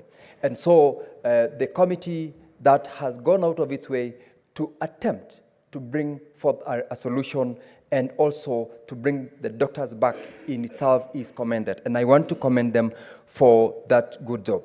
Honorable members, Mr. Speaker, have talked here about the challenges that we have. We all have, among those of us who have taken time to read and understand the challenges within the medical field, from the doctors, from the government side, from the unions. And Mr. Speaker, two things have come out clear. And one of which, Mr. Speaker, is the fact that we didn't have to wait until it gets to where it is for it to become a crisis, for all the players and parties to get involved and participate in, whether it's about negotiations, whether we're bringing on board the whole government approach. It has been a crisis. We didn't have to wait for it to get to where it is. However, Mr. Speaker, when you look at, again, one major aspect of this issue, we've been told about a CBA that apparently people are saying has not been honored by the government. When we look at that document that was signed previously, it was signed noting the continuity of the government. It was signed by parties where at times certain county governments were involved, especially, were not involved, especially where services indeed are supposed to be committed by the county governments. Such that, Mr. Speaker, as we talk about the crisis that we are in, as we seek for efforts to resolve this long-standing, very important issue, we should not point fingers. It doesn't help. It doesn't resolve. But when a committee, as Health Committee, has reached out, it is going to direct where the blame to be taken. And therefore, I believe that when we talk about a CBA that was signed, who signed that CBA in the first place? Was it signed by the national government? Was it signed by the county governments? Was it signed by the union? Because we appreciate the fact that the rights of the doctors, the rights of all employees is enshrined in the Constitution. They are entitled to have it. And to the extent that they have that CBA, is it that there was an outright intentional failure to honor that part of the CBA? The question is out there. The question is a concern to all the Kenyans. And I believe the intervention by the national government, by the Council of Governors, and the goodwill that we desire from among the unions who are exercising their right, Mr. Speaker, to fight for the rights of their doctors, whether they are interns or whether they are registrars.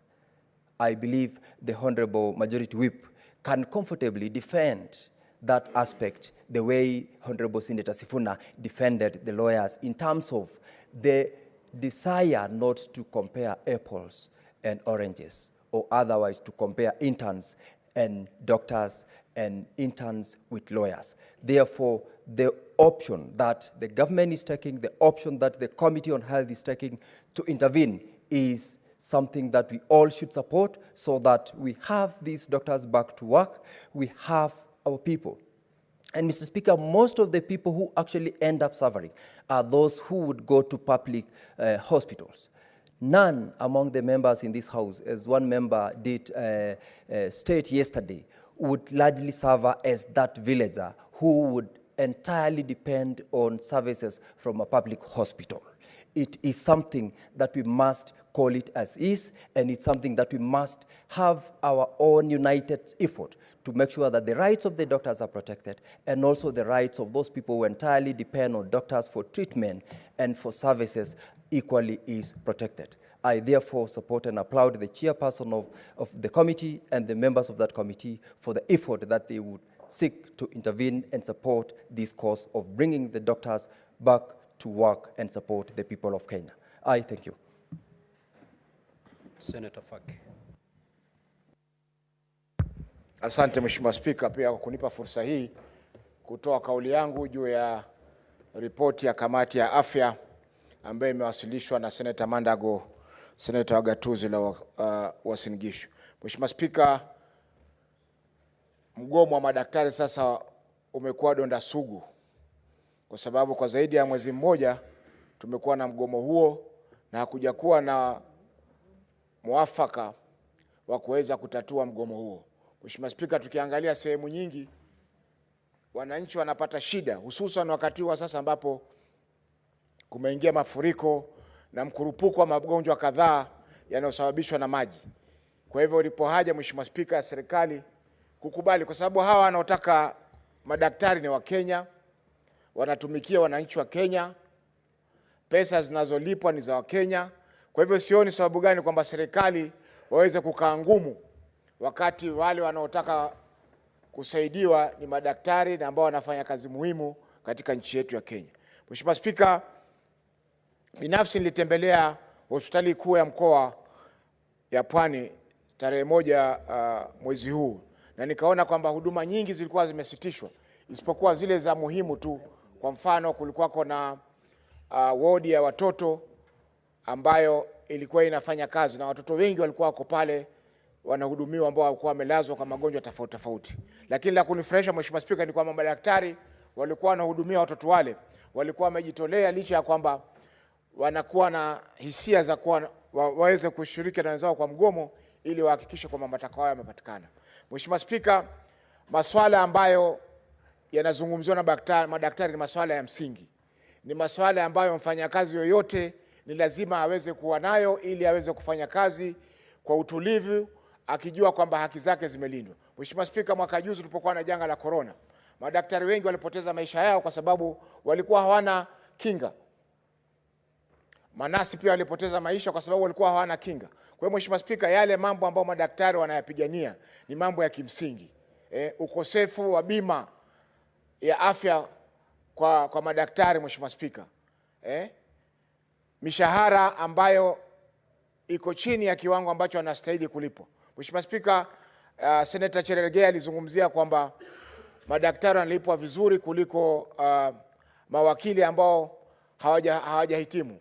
Hiyo ni kweli Mheshimiwa Spika, kwa sababu waliweza ku negotiate na serikali na wakakubaliana kwamba walipwe pesa ambazo wanalipwa.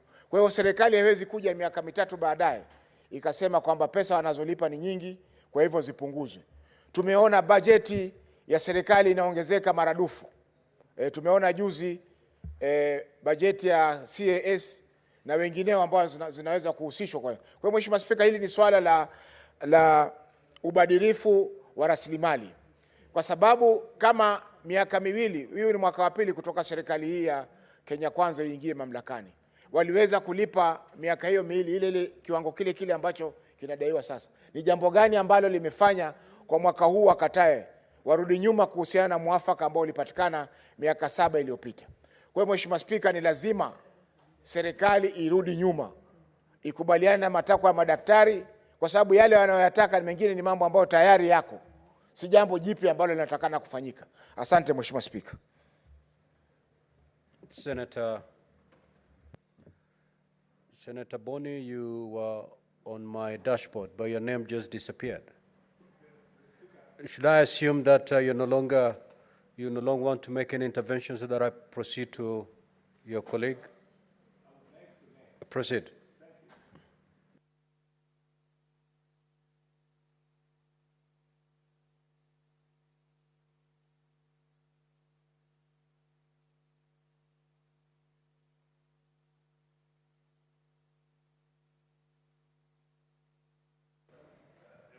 There it comes.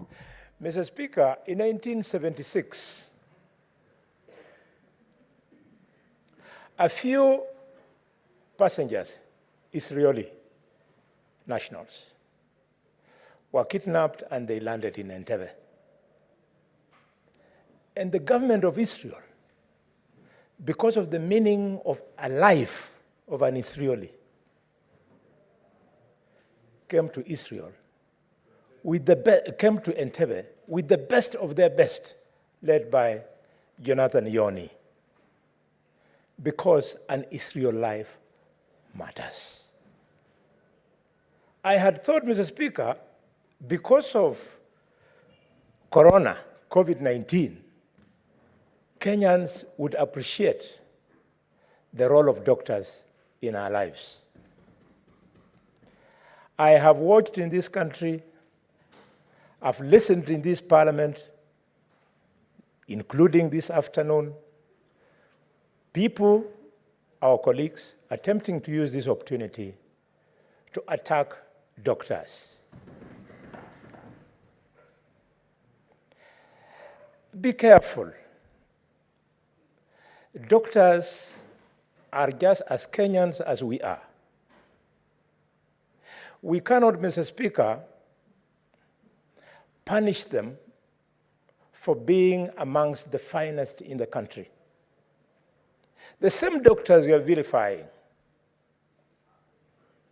Senator Cherargei, where were you in your primary school when your classmate beat you and qualified with better grades to become a doctor and you couldn't? Mr. Speaker, I request the Senator of Nandi to be apologetic. In fact, it's a privilege to him that we have introduced a system of adult education, Kumbaru, in degrees.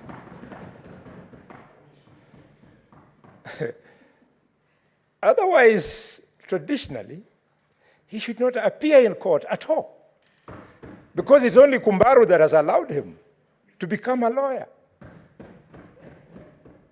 He should be told the people he's berating are the same ones who got an A in maths, an A in physics, an A in chemistry, an A in everything, when he was struggling with C minus, C, those kind of things.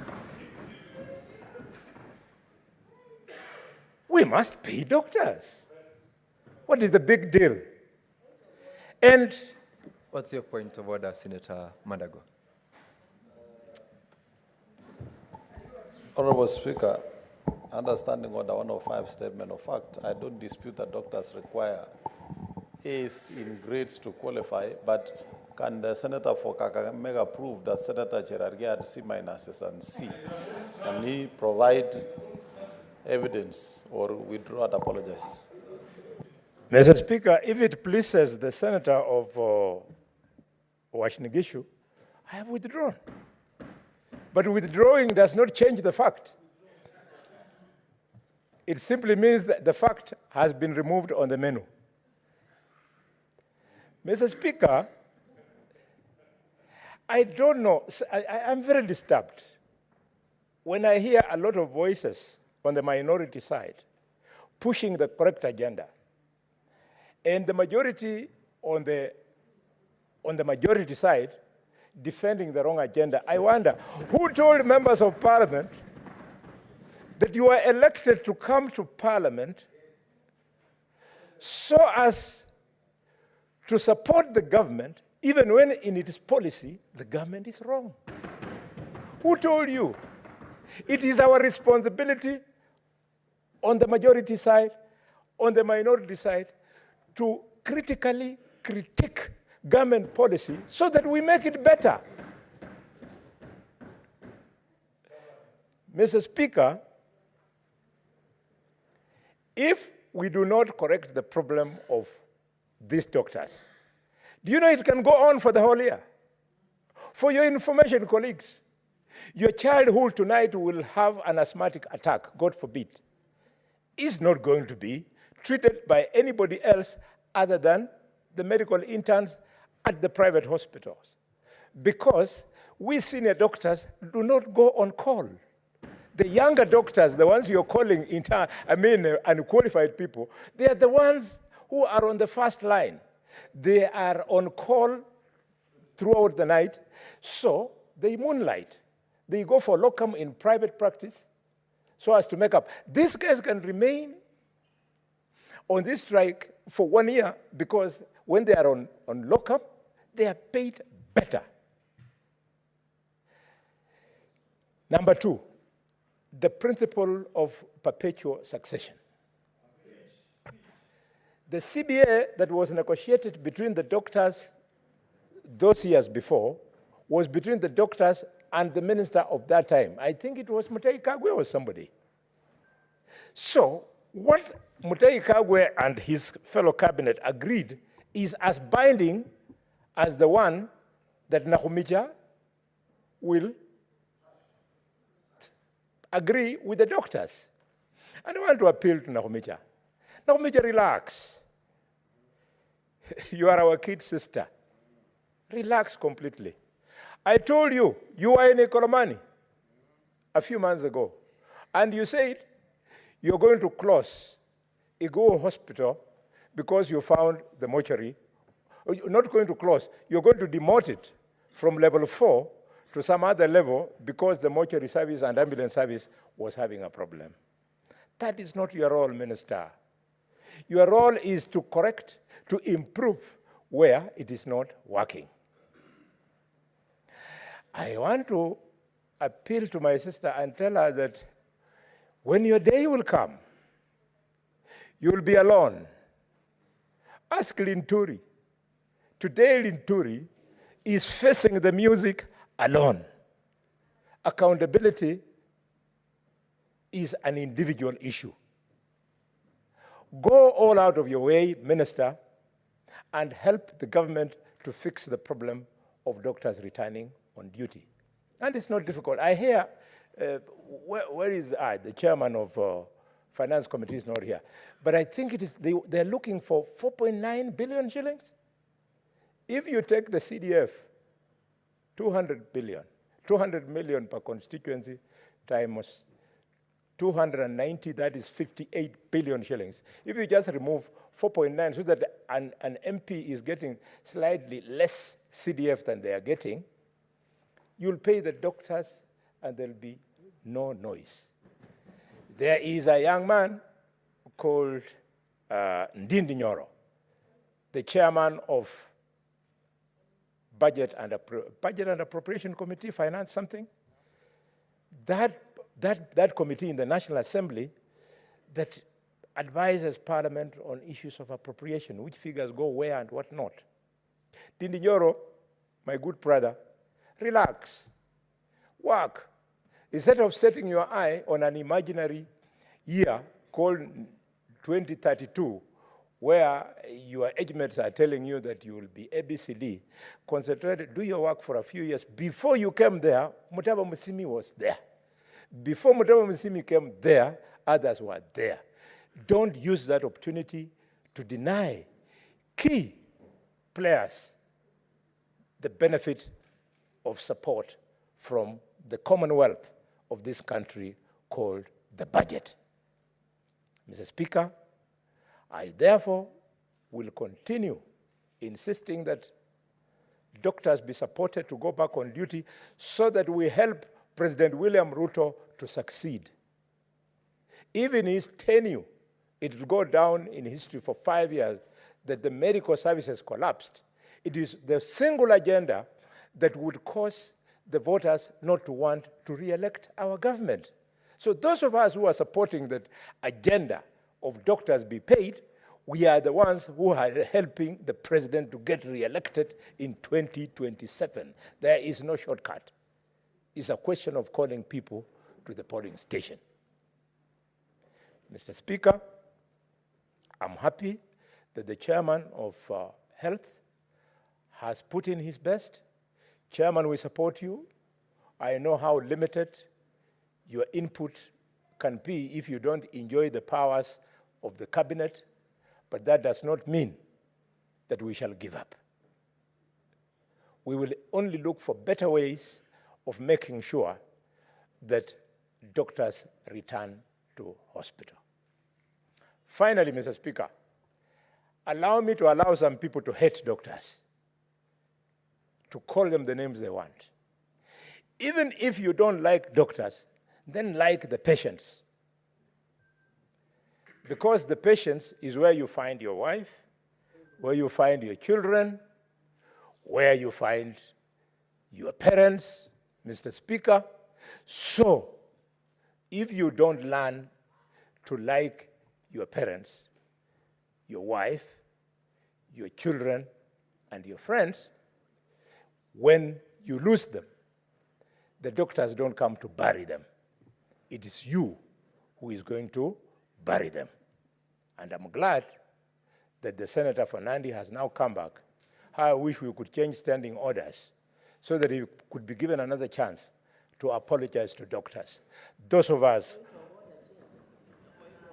Mr. Speaker, Mr. Speaker. What is your point of order, Senator Cherge?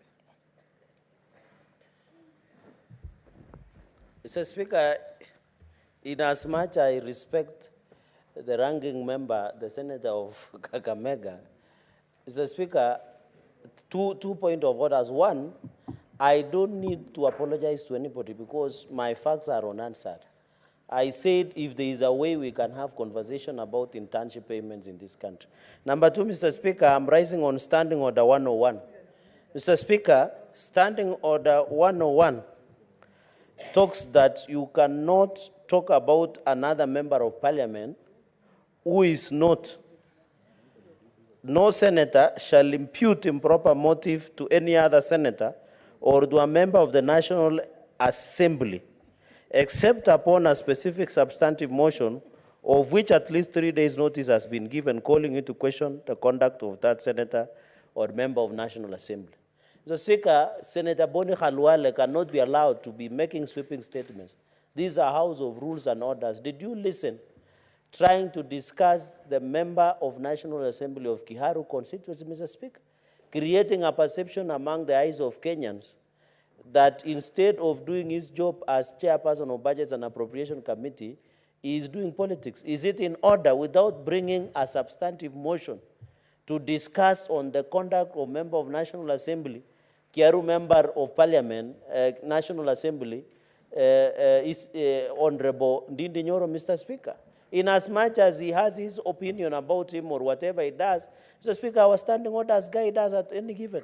Can the Senator of Kakamega withdraw and apologize? Because tomorrow somebody else will come and discuss another member of National Assembly or even the conduct of another person who they are not here to defend himself, Mr. Speaker. I know he has been getting away with many of the things, creating snipes against colleagues, and Mr. Speaker, Senator Boni Khalwale should behave like a majority chief whip. Unless he is the majority chief whip in government but in opposition, he should choose sides. You cannot be having your cake and eat it, Mr. Speaker. Your point, Senator Cherge. Thank you, Mr. Speaker. Mr. Speaker, it's just that the distinguished Senator for Nandi came in at the tail end of my contribution.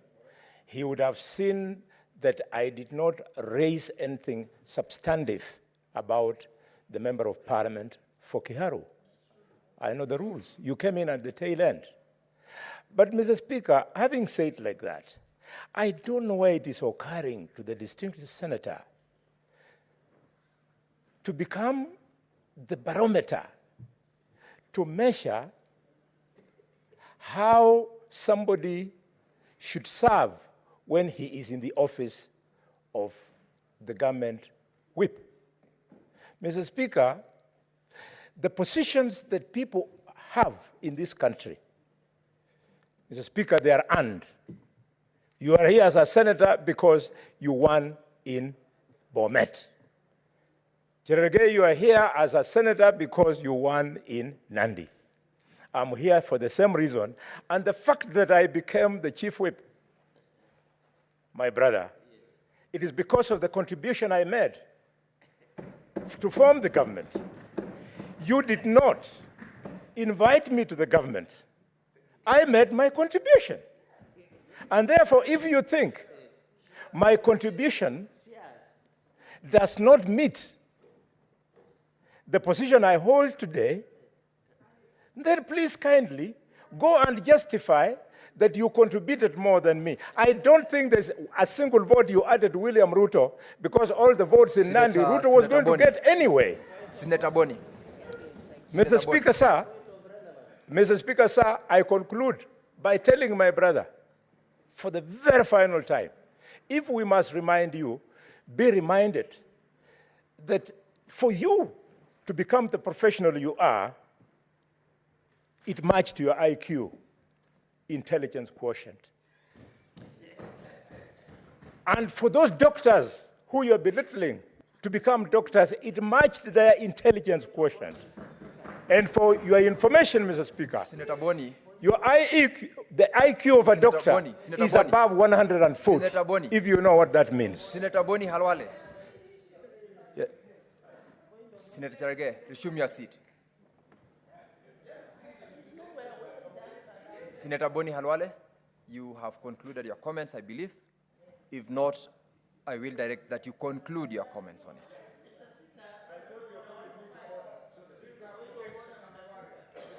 Senator Cherage, allow Senator Boni to just conclude. Yeah. Allow Senator Boni to. Honorable Senators, order, Honorable Senators.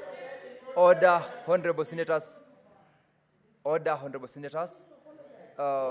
Order, Senators. Order, Honorable Senators.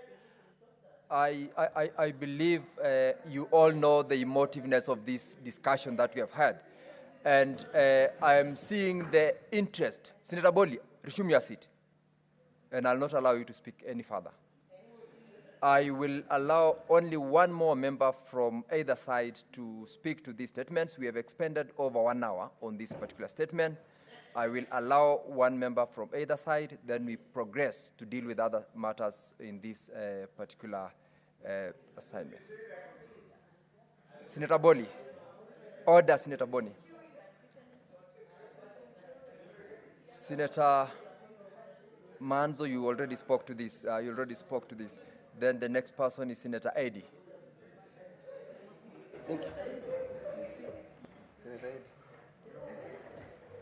Hey, I've been waiting. Senator Alwale, I was protecting you. Can you protect me by listening? Senator Alwale, now Order, Senators. Order, Senators. Allow Senator Eddy to be heard in silence. Proceed, Senator Eddy. Mr. Speaker, since I got into this house, there is no day I have tried to disparage or in any way belittle any report from any committee or from any individuals who have been given tasks on any issue in this house. But, Mr. Speaker, I must say that the thought expressed by the Committee of Health in this particular document has disappointed me. And it has disappointed me because, Mr. Speaker, I really need your attention. Because the noise I'm hearing here is interfering with my thought Order, process. Senator Omogeni. Order, Senator Chute. Mr. Speaker. Please allow Senator Eddy to be heard in silence. Mr. Speaker, what we're talking about is so serious that if Senator Mogeni was to get himself in trouble now and go to KNH or Nairobi Hospital, he will suffer and will have to be sent to Dubai. And I don't think he has got the money to go to Dubai. So, Mr. Speaker, the reason why I'm saying I'm very disappointed by this particular document, because this document, Mr. Speaker, chooses to address the various unions of medical and health practitioners to go and sit again and solve their problems. Mr. Speaker, may you protect me from Senator Cherage? Cherage is consulting in a very loud voice, Mr. Speaker. And Mr. Speaker, if you look at the challenges bedeviling the health services today in Kenya, for which the medical and healthcare workers in this country are having this strike, at the heart of it is the conflicting relationship between county government and the national government. And therefore, when we get an opportunity as a Senate to pronounce ourselves to these matters, Mr. Speaker, we must pronounce ourselves to the extent that we are bold, we are courageous, and we can be able to make resolutions, not mere recommendations, for people to go and sit and further negotiate. And I've read all the responses here to the different medical unions. Mr. Speaker, if you look at recommendation number 6 here, it says that MOH and KPMDU to negotiate on the internship issue with a possibility of adopting a phased approach. Mr. Speaker, this is what the KPMDU and MOH have been doing for the last months. Mr. Speaker, recommendation number 5 is that MOH to finalize the execution of MOUs between universities and teaching hospitals with regards to matters affecting registrars. Recommendation number 4 is that KPMDU to reopen negotiations with the MOH and county governments. Number 3 is that regarding outstanding issues of harmonization of terms of service, Mr. Speaker, we as a Senate are telling the Kenya Health Human Resource Advisory Council to make recommendations for implementing in a progressive and a phased manner. Mr. Speaker, what are we saying as a Senate? Are we throwing our hands in the air, Mr. Speaker?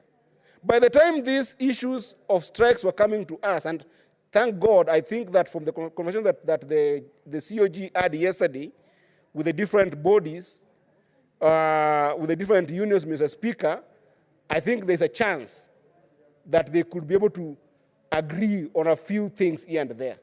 But Mr. Speaker, what we have seen in the last few months of this contestation is that all those bodies have failed. So that it is the Senate that must pronounce itself in this issue with finality and not recommendations. It has to be resolutions of the Senate. And number 2, if the Senate cannot be able to make these things a substantive resolution, then we invite the President of this country, Mr. Speaker, to make a pronouncement that is with finality. Because, Mr. Speaker, when I look at the issues that the doctors are talking about in this country, Mr. Speaker, what do they touch, Mr. Speaker? And we know Senator Sifuna said here that it seems like we don't understand these interns and medical doctors. At least, let's show that we understand what they're crying about. That one we can, because it is very well stated in this document, right? Let us show that we understand what they're talking about. Mr. Speaker, number 1 issue is that they're talking about posting and remuneration of medical interns. They're talking about provision of comprehensive medical cover for doctors. A doctor is treating everyone, and they cannot be able to afford the same medicine that they're giving other people. They're talking about, Mr. Speaker, involvement of doctors in universal health coverage.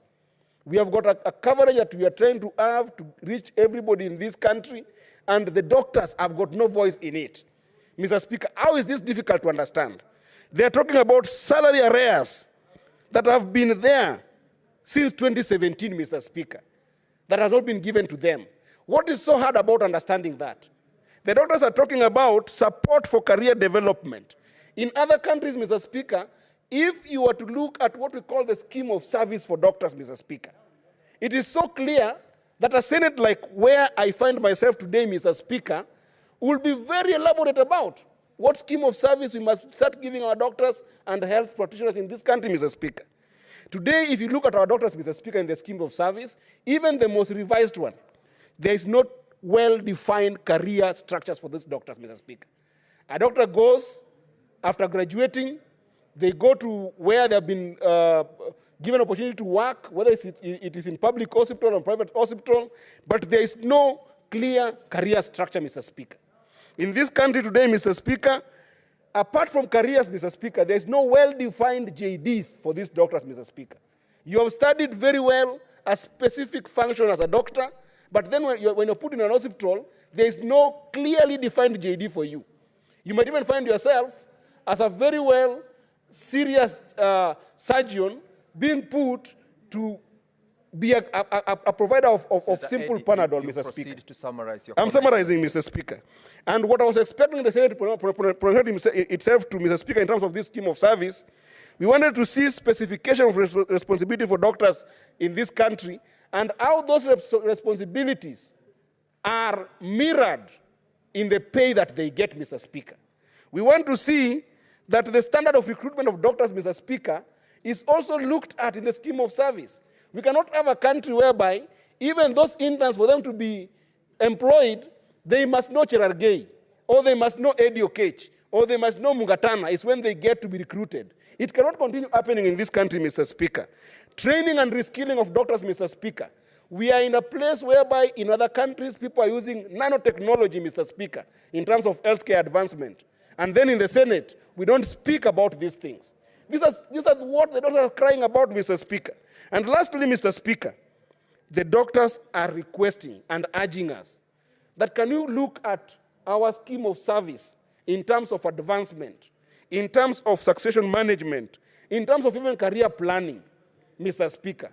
How is it hard for this Senate to develop directive resolutions for the doctor, Mr. Speaker? So I stand here as a young person disappointed that we got an opportunity as a Senate to pronounce ourselves to this matter, and we lost that opportunity because we did not give directive resolutions that can be able to rethink the entire healthcare infrastructure of this country, which is devolved under Schedule 4 entirely to devolve functions. It is our mandate, and I want to wish the chairs of different devolved functions in this House, be courageous, be bold when it comes to devolved functions. You can make bolder pronouncements than what you have seen here. I hope that the doctors will listen to Senator Sifuna and listen to me, that just go back to work and hope that one day, sooner than later, a government will come in place to listen to your cries. But I also hope that the president has seen how the Senate has failed the doctors, and probably the president can be bolder and come to endorse some of these schemes of services that the doctors want to be solved. I thank you, Mr. Speaker. And lastly, I will allow Senator Roba to conclude on this statement, comments.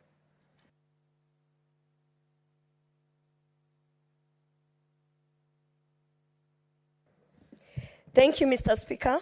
I've been patiently waiting to add my voice to the report by the Health Committee, Mr. Speaker. And before I give my comments, Mr. Speaker, I think I want to remind this House that this government was voted in on the basis of that we recognize each and every individual and we value them, Mr. Speaker. I've been listening to our whip, to Senator Sifuna, the doctors who are here with PhDs, the lawyers who always remind us that they are smarter than us. All these people who think, Mr. Speaker, are actually better than other Kenyans, Mr. Speaker. I've been listening to them keenly, and I've been sitting here wondering, do they understand that all 47 delegation, plus the 20 senators who are here on a platform of equity? And whether you are a doctor, whether you are a lawyer, whether you are a Mama Mboga, whether you are a Mama Karanga, like our Mama Haki, nominated senator from Mombasa, we are all sitting on the same seats. So, Mr. Speaker, every time when a conversation is brought to this House and I hear lawyers saying, you know, as a lawyer, you know what are you talking about, Mr. Speaker? We are all senators. We are all elected. We are all representing the same Kenyans.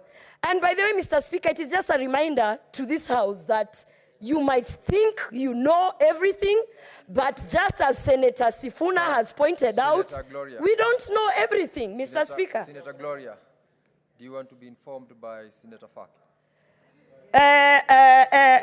Mr. Speaker, let me just say this. Do you want I have a background in architecture. I have a background in community Senator work. Gloria. I do not want to be informed by a person who does not have 3 backgrounds of relevant and vast experiences in different industries. Mr. Speaker, let me just say this.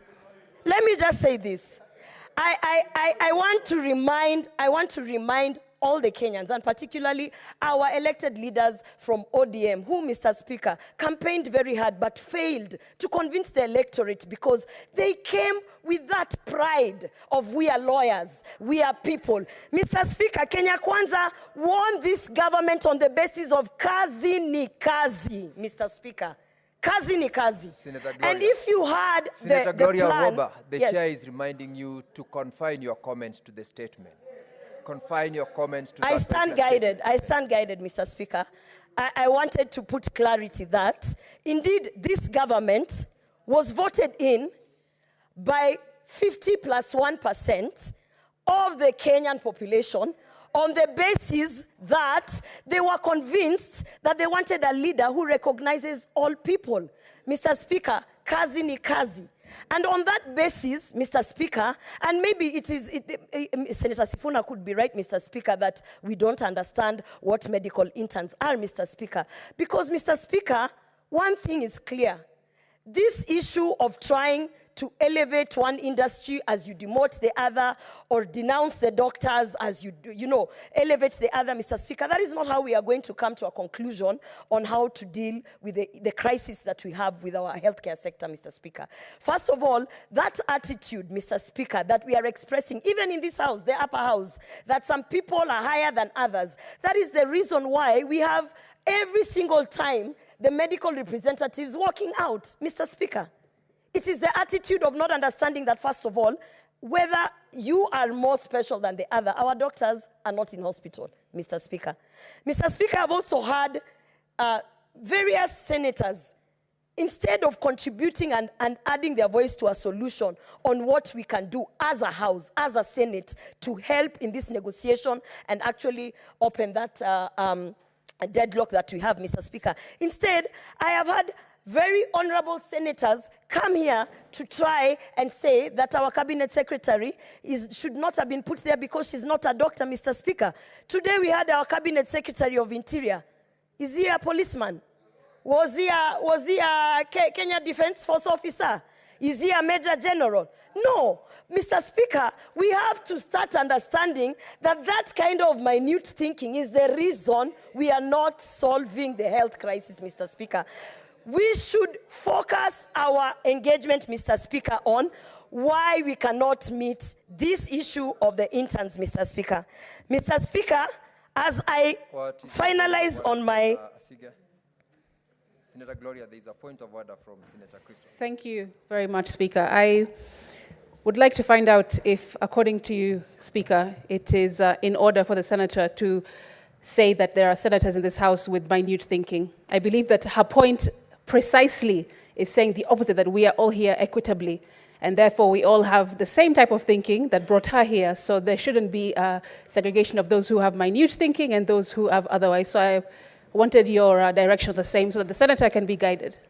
Senator Gloria, you may rephrase that reference to... I actually do not recall having said minute. However, maybe for clarity, let me say this, and Mr. Speaker, I have the privilege of having gone to St. George's Secondary School, so my English is very good. Mr. Speaker, I actually said that we should not limit our arguments to simplistic thoughts, Mr. Speaker. We should not limit our arguments to simplistic thoughts, simplifying very complex matters, because I have had Senator Halwale, and it is in the Hansard. Senator Halwale said that our cabinet secretary, who's not even a doctor, does not understand doctors, blah, blah, blah.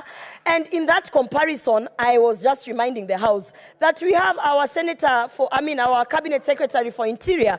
Senator Mr. Gloria, Speaker, having belabored the point, let me conclude on what I want to say, Mr. Speaker. This government was voted in by a majority of Kenyans by the fact that we are standing on equity, Mr. Speaker. Our policies, all the things that are in the plan, the Kenya Kwanza plan, Mr. Speaker. Senator Gloria, conclude. I am concluding, but just allow me to conclude, Mr. Speaker. The Kenya Kwanza plan, every single policy that is in there, the basis is on equity.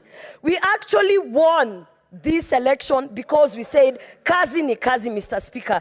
So in that sense, Mr. Speaker, I want to implore my fellow senators, while they are contributing to the issues of doctors, Senator Mr. Speaker, Eddie, to remember that... Senator Gloria, there is a point of order by Senator Eddie. Mr. Speaker, I have another point of order, number 101, content of speech, and 105. Mr. Speaker, you've listened to Senator Gloria executing the issues of elections and how elections were won in this country, and how the agenda of the Kenya Kwanza regime are under trial in this particular conversation this afternoon, Mr. Speaker. Where is relevance in this, Mr. Speaker? I don't even know which statement Senator Gloria is talking about that has questioned whether the current regime lost an election or won an election, that has questioned whether the manifesto is being followed or not. Mr. Speaker, what is the statement she's referring to? You've made your point. Resume your seat. Senator Gloria, conclude as you... Mr. Speaker, if you protect me from all these points of orders, you know, the thought would not be lost, Mr. Speaker. This issue of kazi ni kazi, which is a basis of the policies of Kenya Kwanza, it is ensuring, and I am actually magnifying, that whether you're an intern, or you're a doctor, or you're a lawyer, or you're a flight attendant, or a controller of traffic, air traffic, or a hustler, or mamamboga, that we are not going to debate the crisis that we have in the health sector on the basis that the lawyers are the ones who should be allowed to contribute. Mr. Speaker, let me conclude by saying that I sit in the Labor Committee, and the issue of CBAs is an issue that actually we need to legislate, Mr. Speaker. Just yesterday, we were trying to ensure that a worker from one of the tea factories was compensated their dues properly, Mr. Speaker. And just yesterday, the Labor Committee, and members of the Labor Committee are here, they can tell you, we found out that CBAs can even exist outside the Constitution. There was even a paragraph of a contractual agreement that can never be justified within our Constitution, Mr. Speaker. So, our duty as Senate, Mr. Speaker, number one, is to legislate around CBAs, I believe. Number two, is to see how we can add our voice to ensure that the deadlock is open, Mr. Speaker. And I welcome the idea of bringing all hands on deck, because, Mr. Speaker, we can't be doing the same things. We've had the same stakeholders sitting in boardrooms, and they're working out on each other, Mr. Speaker. Today, it is the healthcare sectors working out of the Council of Governors. Tomorrow, it is who working out on who. Mr. Speaker, they have even politicized this thing. If you ask me, the leader of the health workers, Mr. Speaker, that guy is now turning into a politician. So, Mr. Speaker, I'm saying bring those people to Senate, because whatever they've been trying in those boardrooms, with the cabinet secretary, with whoever has been involved, it's clearly not working, Mr. Speaker. Perhaps it is time that us politicians and the Senate step in, we have a conversation here, and who knows, just maybe we might be able to be the solution to whatever is happening in the healthcare sector. Thank you, Mr. Speaker. Thank you, honorable members. That brings us to a close to the comments on the statement by the chairperson of Health Committee. And further statements pursuant to Standing Order 52, I'll call upon Senator Mandago. You have statement. Sorry, I'll go first with Senator Tabitha. Statement pursuant to Standing Order 52.1.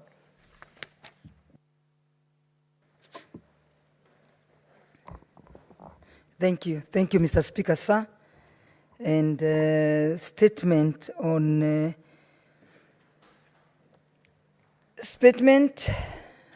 issue of general topic, concern touches on my Mahiu floods disaster. Mr. Speaker, sir, I rise pursuant to Standing Order 52.1 to make a statement on a matter of national and general topic concern to issue an update on the current status of Mai Mahiu floods disaster that has claimed over 62 people.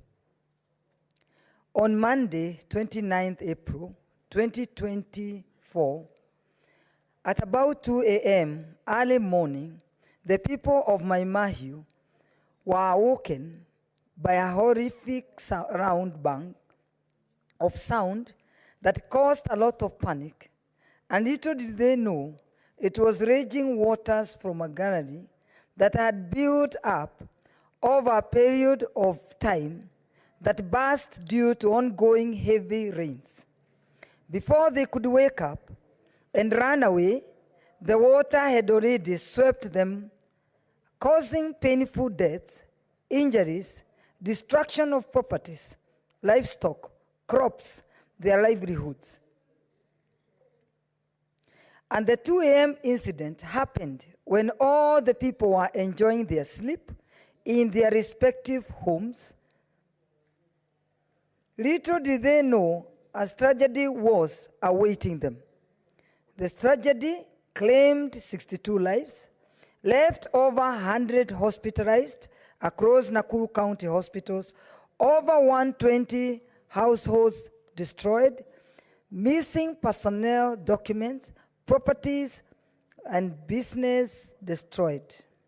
36 people missing, 98 primary children pupils, and 36 high school students in dire need of moral, social, psychological, and basic humanitarian support.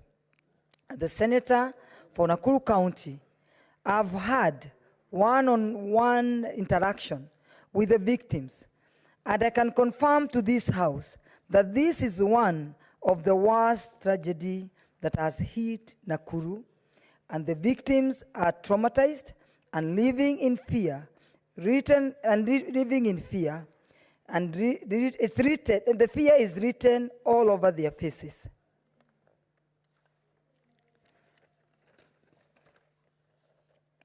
To count just a few, one family lost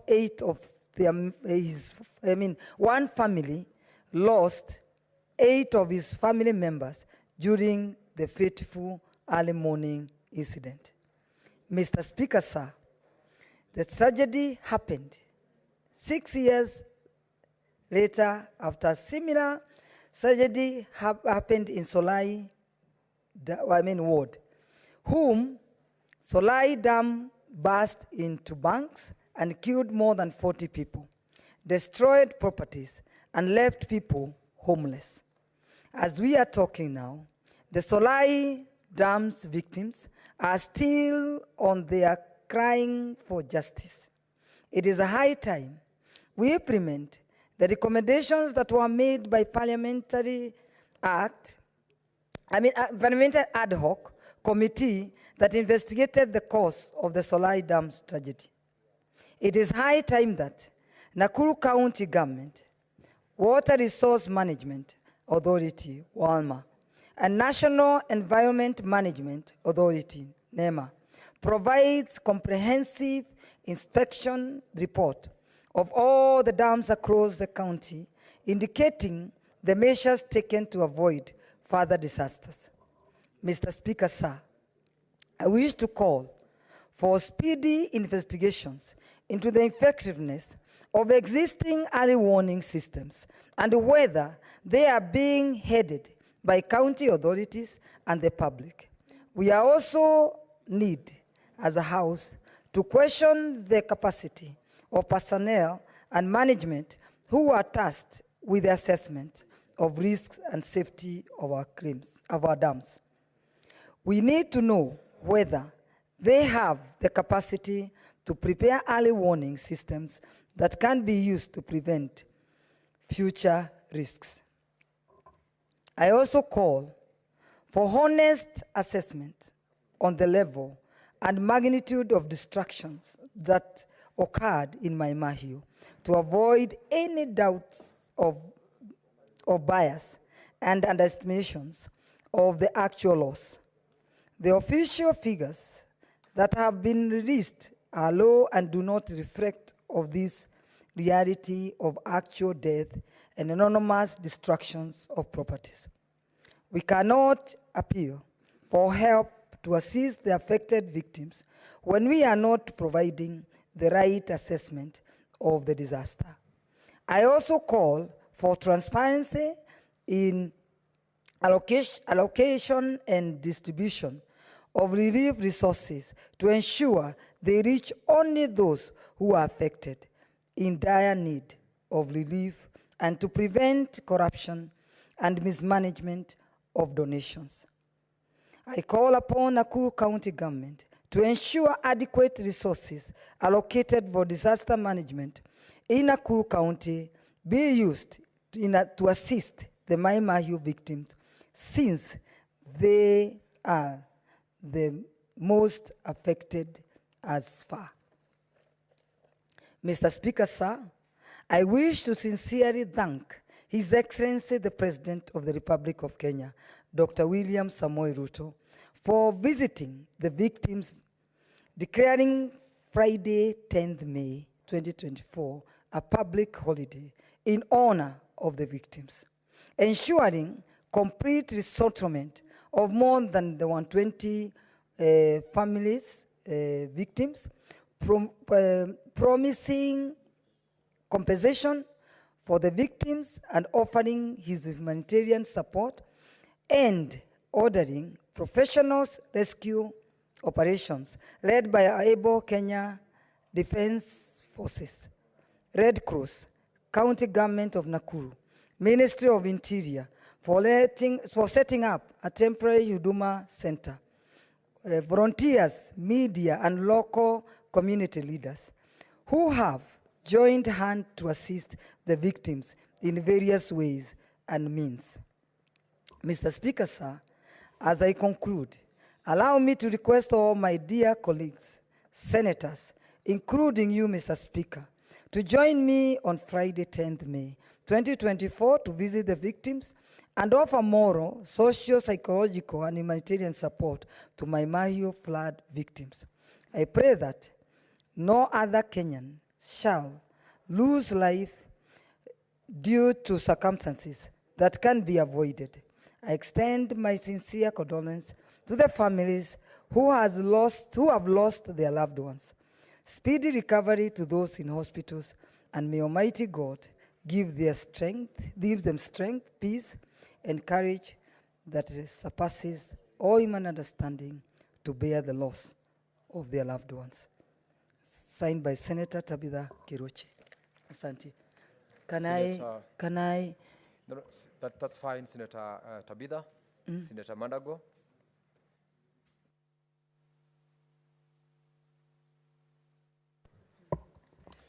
Thank you very much, Honorable Speaker. Honorable Speaker,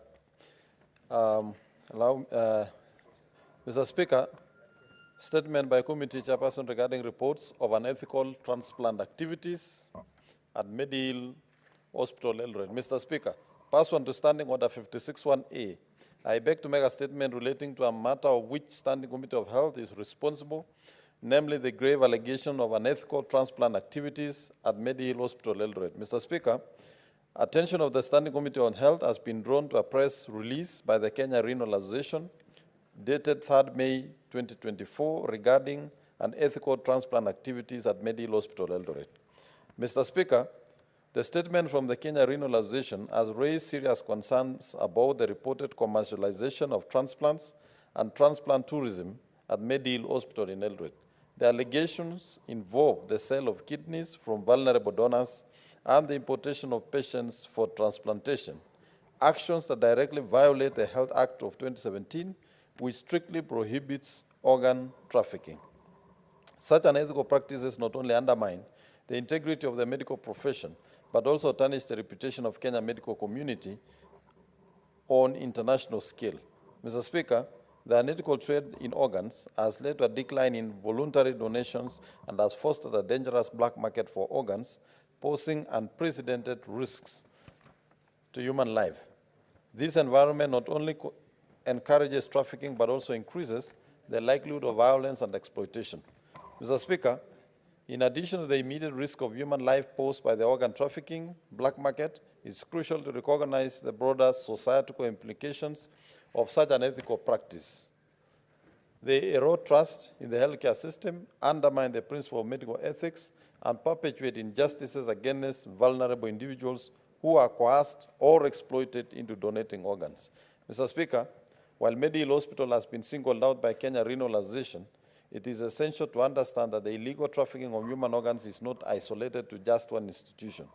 Rather, it is indicative of a complex and growing global problem that involves various individual networks and facilities across the nation, region, and abroad, and thus necessitates a thorough investigation. Mr. Speaker, this is to inform this House that my committee is well seized of this matter and will be engaging the Ministry of Health, the Kenya Medical Practitioners and Dentists Council, the Kenya Tissue and Transplant Authority, and affected communities with a view of ensuring that robust and immediate action is taken and comprehensive efforts are initiated for purposes of strengthening regulation, promotion of ethical practice, and building public awareness. Mr. Speaker, I want to further appeal to the chairperson of the Standing Committee of the National Security, Defense, and Foreign Relations to engage all necessary government agencies and departments to ensure that these criminal activities are brought to an immediate halt. I thank you, Mr. Speaker. Mr. Speaker, allow me to also make the statement reports on the toxic penicillin pediatric cough syrups in the market. Mr. Speaker, pursuant to Standing Order 56(1)A, I beg to make a statement relating to a matter for which the Standing Committee on Health is responsible, namely the presence of toxic penicillin pediatric cough syrup in the Kenya market. Mr. Speaker, the attention of the Standing Committee on Health has been drawn to an alarming press reports on the presence of toxic penicillin pediatric cough syrup in the Kenya market. Mr. Speaker, penicillin cough syrup is widely used to alleviate cough, chest congestion, hay fever, and allergic reactions in children between ages of 2 and 12 years old. Mr. Speaker, on April 11, 2024, the Pharmacy and Poisons Board issued a public alert and announced the recall of penicillin pediatric 100 ml cough syrup, purge number 329304. The syrup was manufactured by Johnson & Johnson in South Africa. Mr. Speaker, the recall was prompted by an announcement from Nigeria's National Agency for Food, Drug Administration and Control, which revealed unacceptable high levels of diethylene glycol and ethylene glycol in the product upon analysis. Both substances are associated with acute toxicity and have been linked to deaths of numerous children in Gambia, Uzbekistan, and Cameroon since 2022. Aside from deaths, ingestion of high levels of this substance can lead to severe side effects, including abdominal pain, vomiting, diarrhea, altered mental states, and acute kidney injury. Mr. Speaker, it is indeed concerning that the Pharmacy and Poisons Board did not detect the issue with the penicillin cough syrup sooner, especially considering its impending expiration in April 2024. The lack of clarity regarding the duration of the syrup's presence in the market, the number of affected children, the extent of the recall, and the potential existence of similar harmful products raises significant concerns about public safety and regulatory oversight. Urgent action is needed to ensure a thorough investigation into the extent of the issue, achieve comprehensive recall of the affected product, and prevent the circulation of similar harmful substances in the market. Mr. Speaker, ensuring the safety and well-being of our children is a fundamental responsibility of any society. I want to assure this House that my committee is fully aware of the gravity of this matter and will be actively engaging with the Ministry of Health, the Pharmacy and Poisons Board, to gather comprehensive information and establish the facts surrounding the toxic cough syrup issue. We are further committed to understanding the actions taken by government to enhance pharmacovigilance and post-marketing surveillance in the country. I thank you, Mr. Speaker. Honorable members, we are way beyond the statement hour, and as a consequence, therefore, I will not allow any comment on the three statements that have just been read out, one by Senator Tabitha, under Standing Order 52 and 2 by Senator Mandago under Standing Order 56. I will therefore call the next order. Order number 8, the Intergovernmental Relations Amendment Bill, Senate Bills number 12 of 2024. First reading. A bill for an act of parliament to amend the Intergovernmental Relations Act and for connected purposes.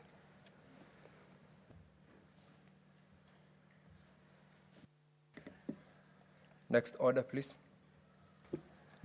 Order number 9, the County Assembly's Pension Scheme Bill, Senate Bills number 14 of 2024, first reading.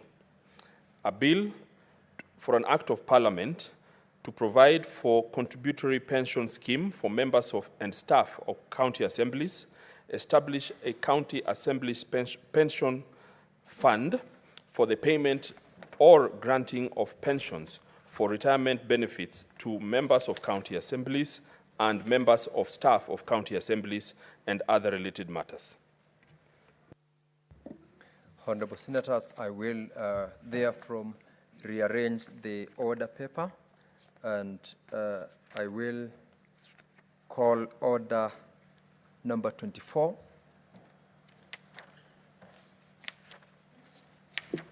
Shughuli 24, hoja kuidhinishwa kwa ruzuku ya masharti kwa ujenzi wa uwanja wa manispaa ya Mombasa.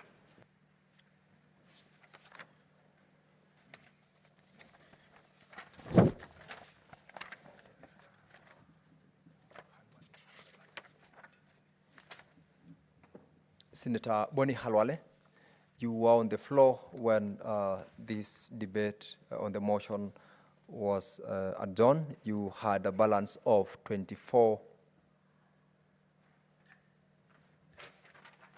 You had a balance of 10 minutes. So you may take the floor and conclude on your contribution within 10 minutes, the balance of your time.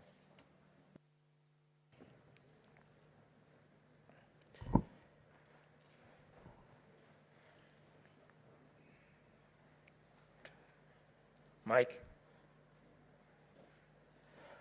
Asante sana Bwana Spika. Bwana Spika, wiki iliyopita nilikuwa naendelea na mchango yangu, lakini kwa bahati mbaya nikapitwa na wakati. Ndio Bwana Spika, ningependa kuendelea kwa kukumbusha ndugu zetu kutoka Pwani kwamba tuko nyuma yao kuhusu hii hoja ya muhimu, na katika sera ya kandana Kenya hii, watu wa Pwani wamechangia sana umaarufu wa soka katika hii taifa.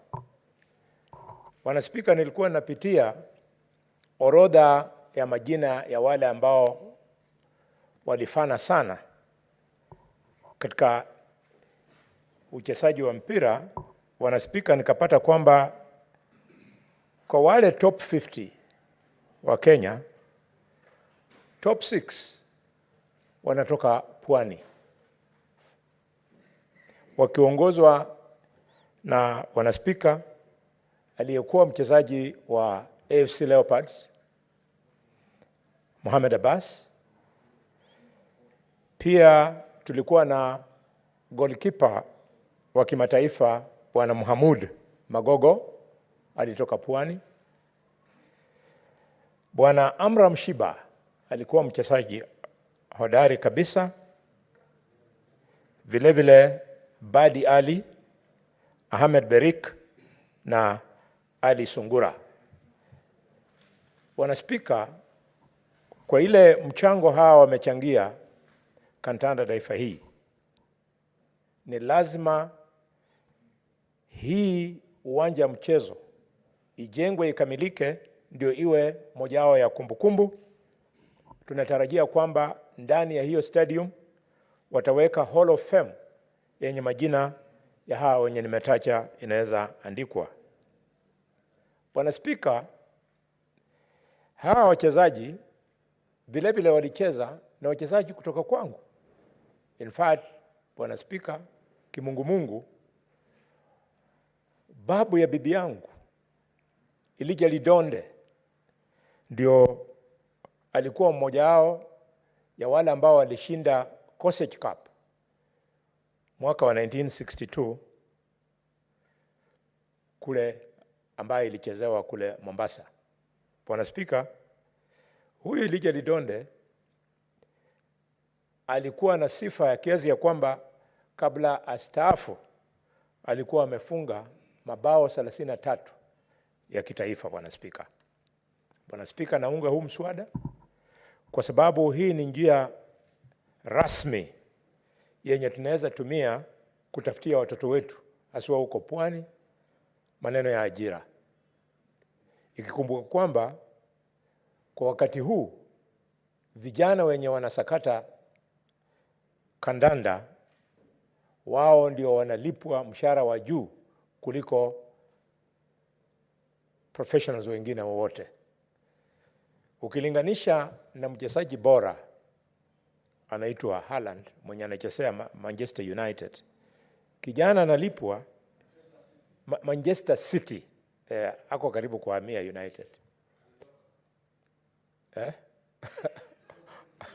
Alitoka Tottenham. Bwana Spika, huyu kijana analipwa hundi ya shilingi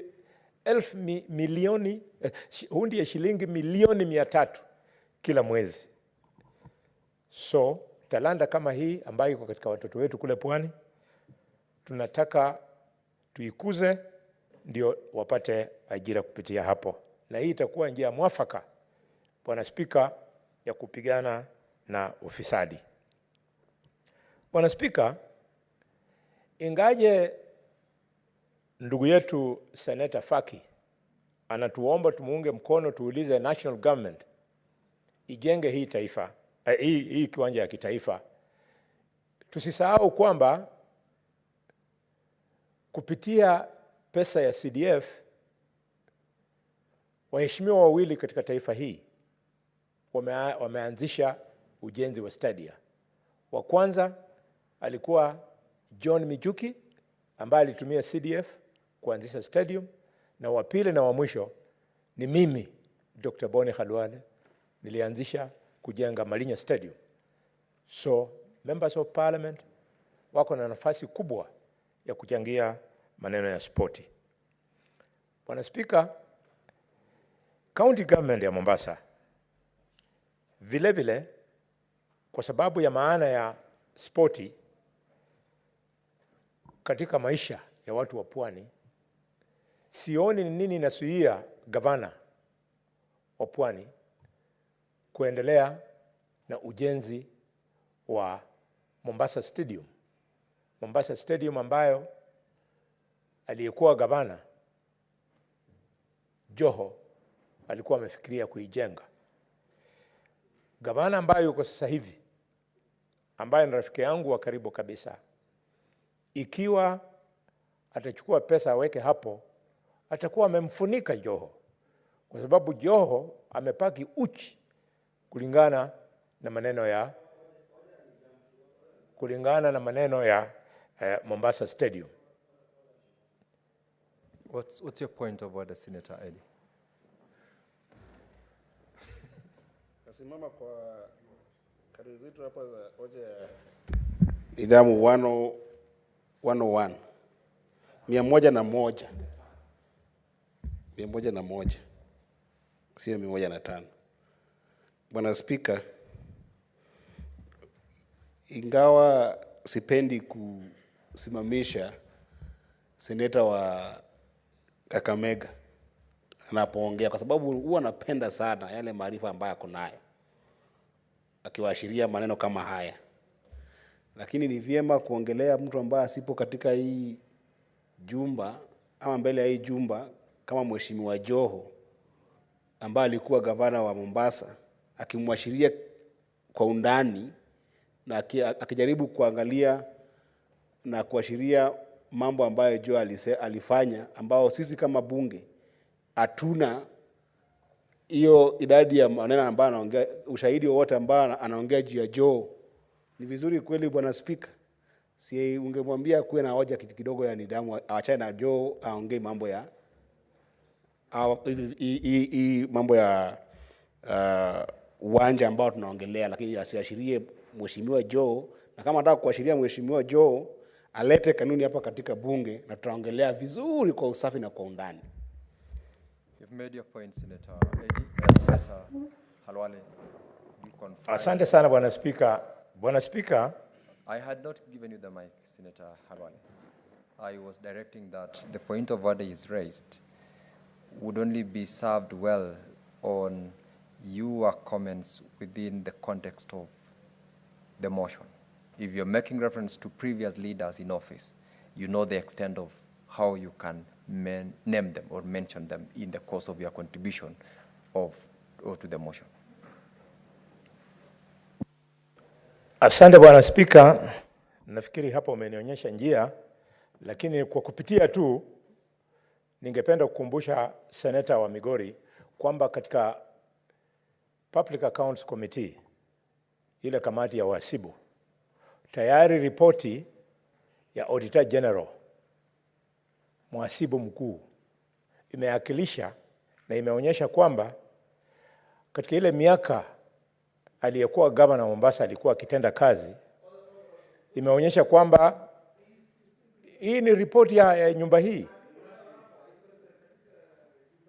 Senator Eddie, allow Senator Boni Halwale to be heard in silence. He's making reference to the Auditor General's report. Yes. Which is a public document. It has been presented or tabled by the committee. Proceed, Senator Boni. Bwana Spika, ningeomba ndugu yangu Senator Cage akumbuke kanuni ya nyumba ya taifa ya nyumba hii. Kabla ripoti ya mhasibu mkuu iende kwa kamati, huwa inaakilishwa hapa. It is tabled. Alafu ndio inaenda. Na document yoyote ikisha kuwa tabled hapa, inamaanisha sasa iko katika rekodi ya hii nyumba. Na kwa hivyo kila seneta ako uhuru kuzungumzia mambo ambayo iko katika hiyo report. Ndio nilikuwa nasema tena kwa heshima kwamba ndugu yangu seneta wa kisasa Abdulswamad, ikiwa ataanzisha ujenzi hii, atakuwa amemfunika uchi ndugu yetu Joho, kwa sababu hundi ya shilingi milioni 500 yenye aliweka ndani ya hiyo stadium haijulikani mahali ilienda. Kwa hayo machache Bwana Spika, ninaunga mkono. Senator Beth Siangwa.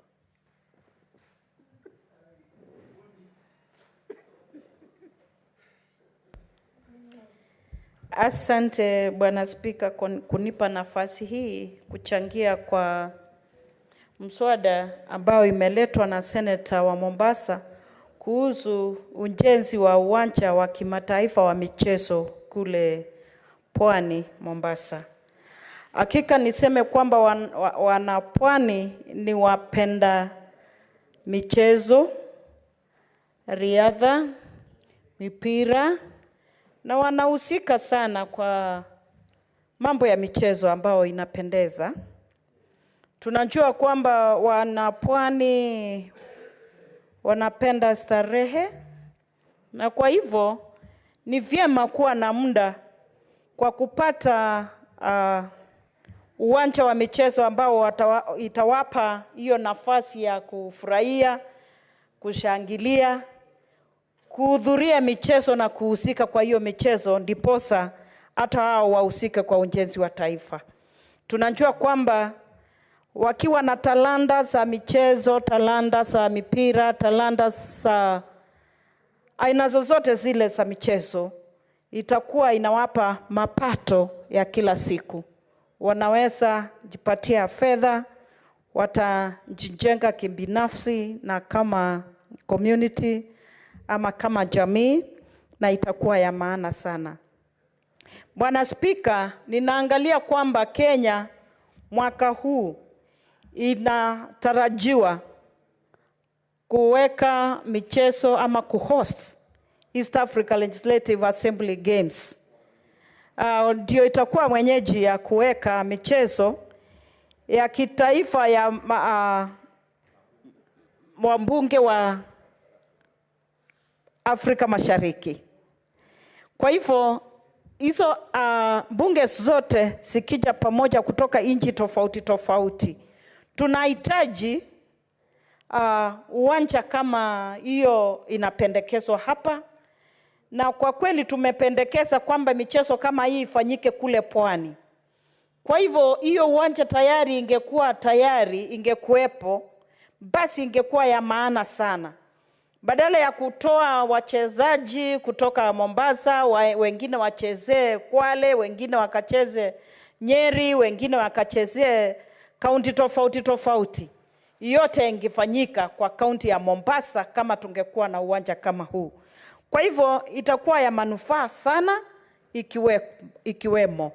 Na kwa hakika itakuwa njia moja ya kuachiria vijana wetu na wanarika waguze talanta zao na wajitokeleze kwa wingi kupata mapato ya maisha yao. Uwanja kama huu ni muhimu, hata ninaona kama umechelewa, ungefanyika mapema. Na kama serikali kuu ama serikali ya kitaifa imefadhili uwanja kama hizi kwingine, kwa nini isifanyike Pwani? Hata tukiangalia kwa orodha ya counties vile Mungu alitumia waliohusika kuandika na kuleta katiba mpya ama iliyoko saa hii, Mombasa inaitwa 001. Kwa hivyo tunaanzia huko. Kwa hivyo hata mambo ya michezo ianze kutoka kule Pwani ikienda kule kwingine, maana hata counties zinahesabiwa tukianzia na Mombasa. Ni ya muhimu sana. Bwana Spika, kama vile Senator wa Kakamega amesema, Boni Alwale ambao ninaheshimu sana na ni rafiki yangu wa karibu, hakika kuna wale wanatalanta kutoka kule Pwani. Tumeona wameletea nchi yetu ya Kenya sifa marandufu. Kwa hivyo ni vizuri wakuwe na uwanja kama hii, wajivunie kwamba waliotangulia kuwa wachezaji kuletea sifa nchi yetu ya Kenya. Pia wanakotoka kumekuwa na uwanja wa kimataifa, wako na nafasi ya watoto wao, ile talanta ipitie kutoka kwa wazazi iende kwa watoto hata kwa vitukuu. Asante Bwana Spika, kwa sababu hii ni jambo la muhimu, na ningeomba pande zote mbili, pande ya serikali, pande ya upinzani, sisi wote tuungane mkono kuunga mkono huu mswada ulioletwa na Senator wa Mombasa Bwana Mohamed Faki, ndiposa tujenge Kenya pamoja. Asante Bwana Spika. Senator Mungatana Danson. Bwana Spika, napenda kuchukua nafasi hii na mimi pia kutoa maoni yangu kuhusu mswada huu umeletwa na Mheshimiwa Faki. Kujengwe uwanja wa kimataifa sehemu ya Pwani.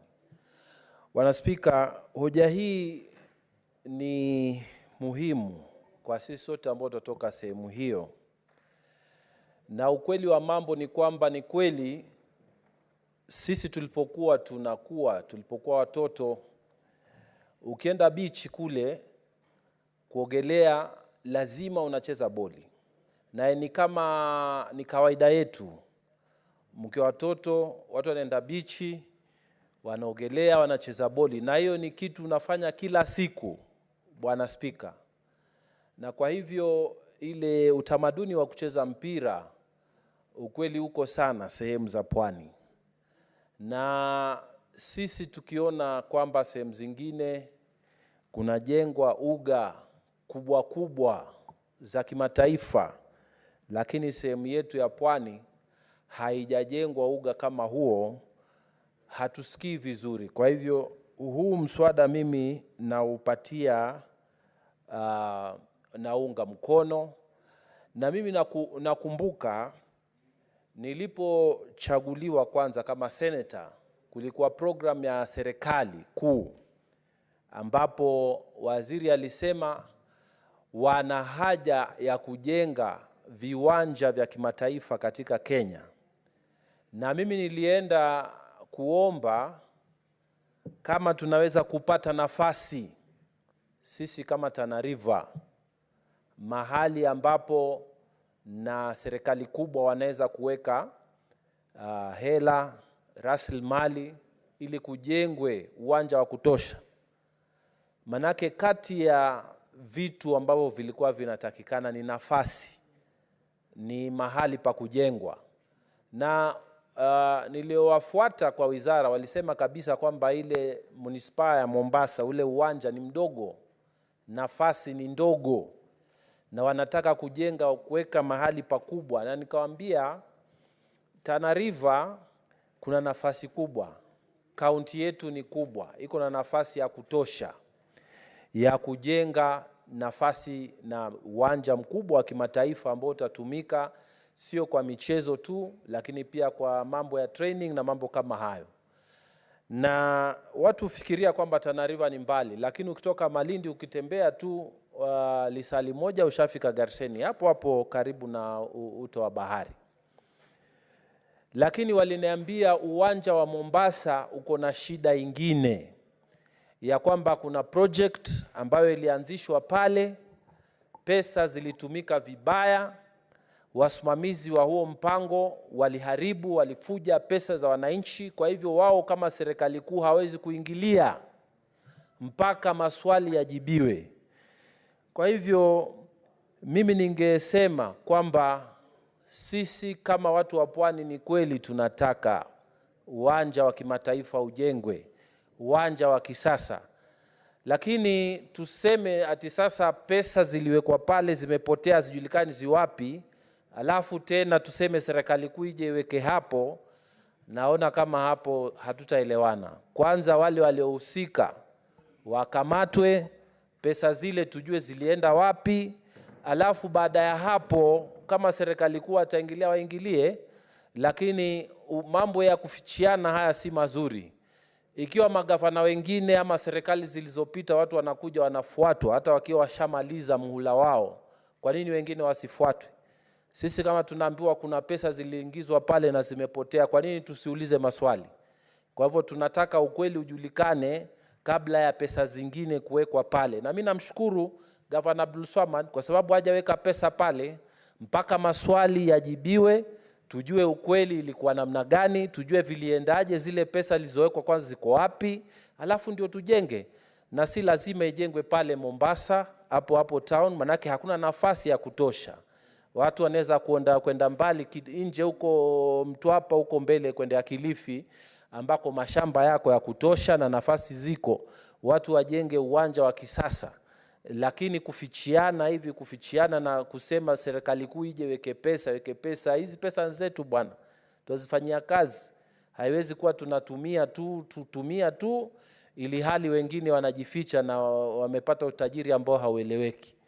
Basi bwana Spika, mimi ningesema hoja hii geuzwe kidogo. Ni kweli tunakubaliana kwamba tunataka uwanja, lakini isiwe kwamba ni kufichiana. Kwanza ukweli ujulikane ndio serikali kuu iingilie. Kwa hayo machache, asante bwana Spika. Senator Mugeni Okongo. Mheshimiwa Spika, mimi pia naomba nizungumze kwa lugha ya kitaifa, na nasimama kuunga mswada ambao hoja ambayo imeletwa na rafiki yangu seneta wa Mombasa, Mheshimiwa Mohamed Faki. Mheshimiwa Spika, wakati sisi tulikuwa tukiangalia mpira nikiwa mdogo, siku zile ambazo timu yetu ya Harambee Stars ilikuwa inawika sana, tulikuwa tunamheshimu goalkeeper mmoja ambaye alikuwa anaitwa Mohamed Abbas. Na Mohamed Abbas alianza kucheza mpira akiwa kule Mombasa, akichezea nafikiri ile timu ilikuwa inaitwa Faisal Football Club kule Mombasa.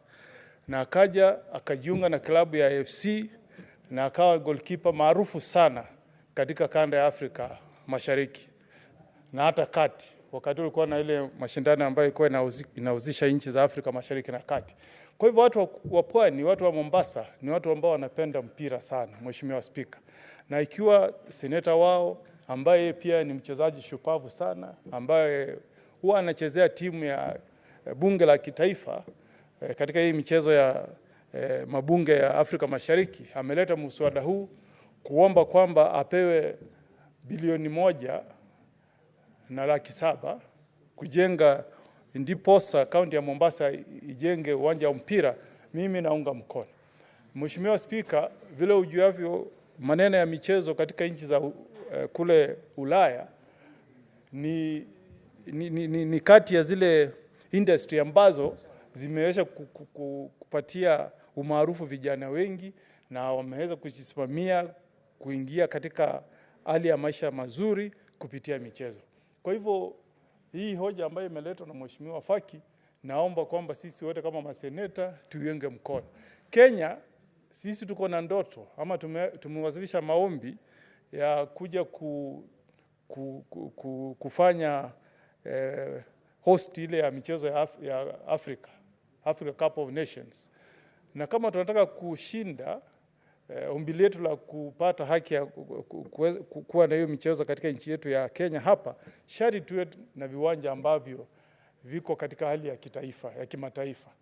Na zile miji yetu mikuu kama Kisumu, kama Nakuru, kama Mombasa, Kakamega zahitaji viwanda ambao viko katika kiwango kinakubaliwa kimataifa na ile shirikisho la kandanda la FIFA. Kwa hiyo mimi naunga sana hoja hii ya Mheshimiwa Faki. Mwaka huu Mheshimiwa Spika, tutakuwa na bahati sana, Mungu akitujalia, kwa waandalizi wa michezo ya mabunge ya Afrika Mashariki, na tutakuwa kule Mombasa, Mungu akijalia. Mombasa ndio itakuwa mji ambao utakuwa una host zile michezo. Kwa hivyo tutakuwa tumepeleka ujumbe mzuri sana katika watu wa pwani kule Mombasa. Sisi kama wabunge tukienda kule kwa hii michezo, na pia tuwapatie zawadi kuonyesha kwamba kama serikali kuu tumewapatia pesa ya kuwasaidia kujenga uwanja wa kimataifa wa mpira kule Mombasa.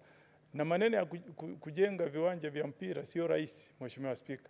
Kule katika kaunti yangu ya Nyamira, sisi tumejaribu kujenga uwanja kwa miaka imefika sasa 12. Miaka 12 na hatuna uwanja. Kila mara gavana wetu tukimuita huku Nairobi, anakuja anatuambia mngoje miezi 6 uwanja utakuwa. Hadi sasa hivi sisi hatuna uwanja. Na tulikuwa, Mheshimiwa Spika, kule Nyamira sisi ndio wale ambao tulikuwa na wale wakimbiaji walioshinda medali ya dhahabu katika michezo ile ya miaka, ilikuwa mwaka 1972 kule Munich, wakina Nyandika Mayoro. Kwa hivyo sisi watu tunapenda michezo kabisa. Ukiangalia katika ile michezo ya kukimbia, mbio kuzunguka uwanja mara 2, tunaita mbio ya 800 ile. Ule ambaye anavunja rekodi sasa ni mtoto wetu kutoka jamii ya Omogusi. Ule msichana wa kike yule. Mnamjua Obiri? Unamjua wewe msichana yule wa kike pale? Unamjua Esther Obiri, Mheshimiwa Spika?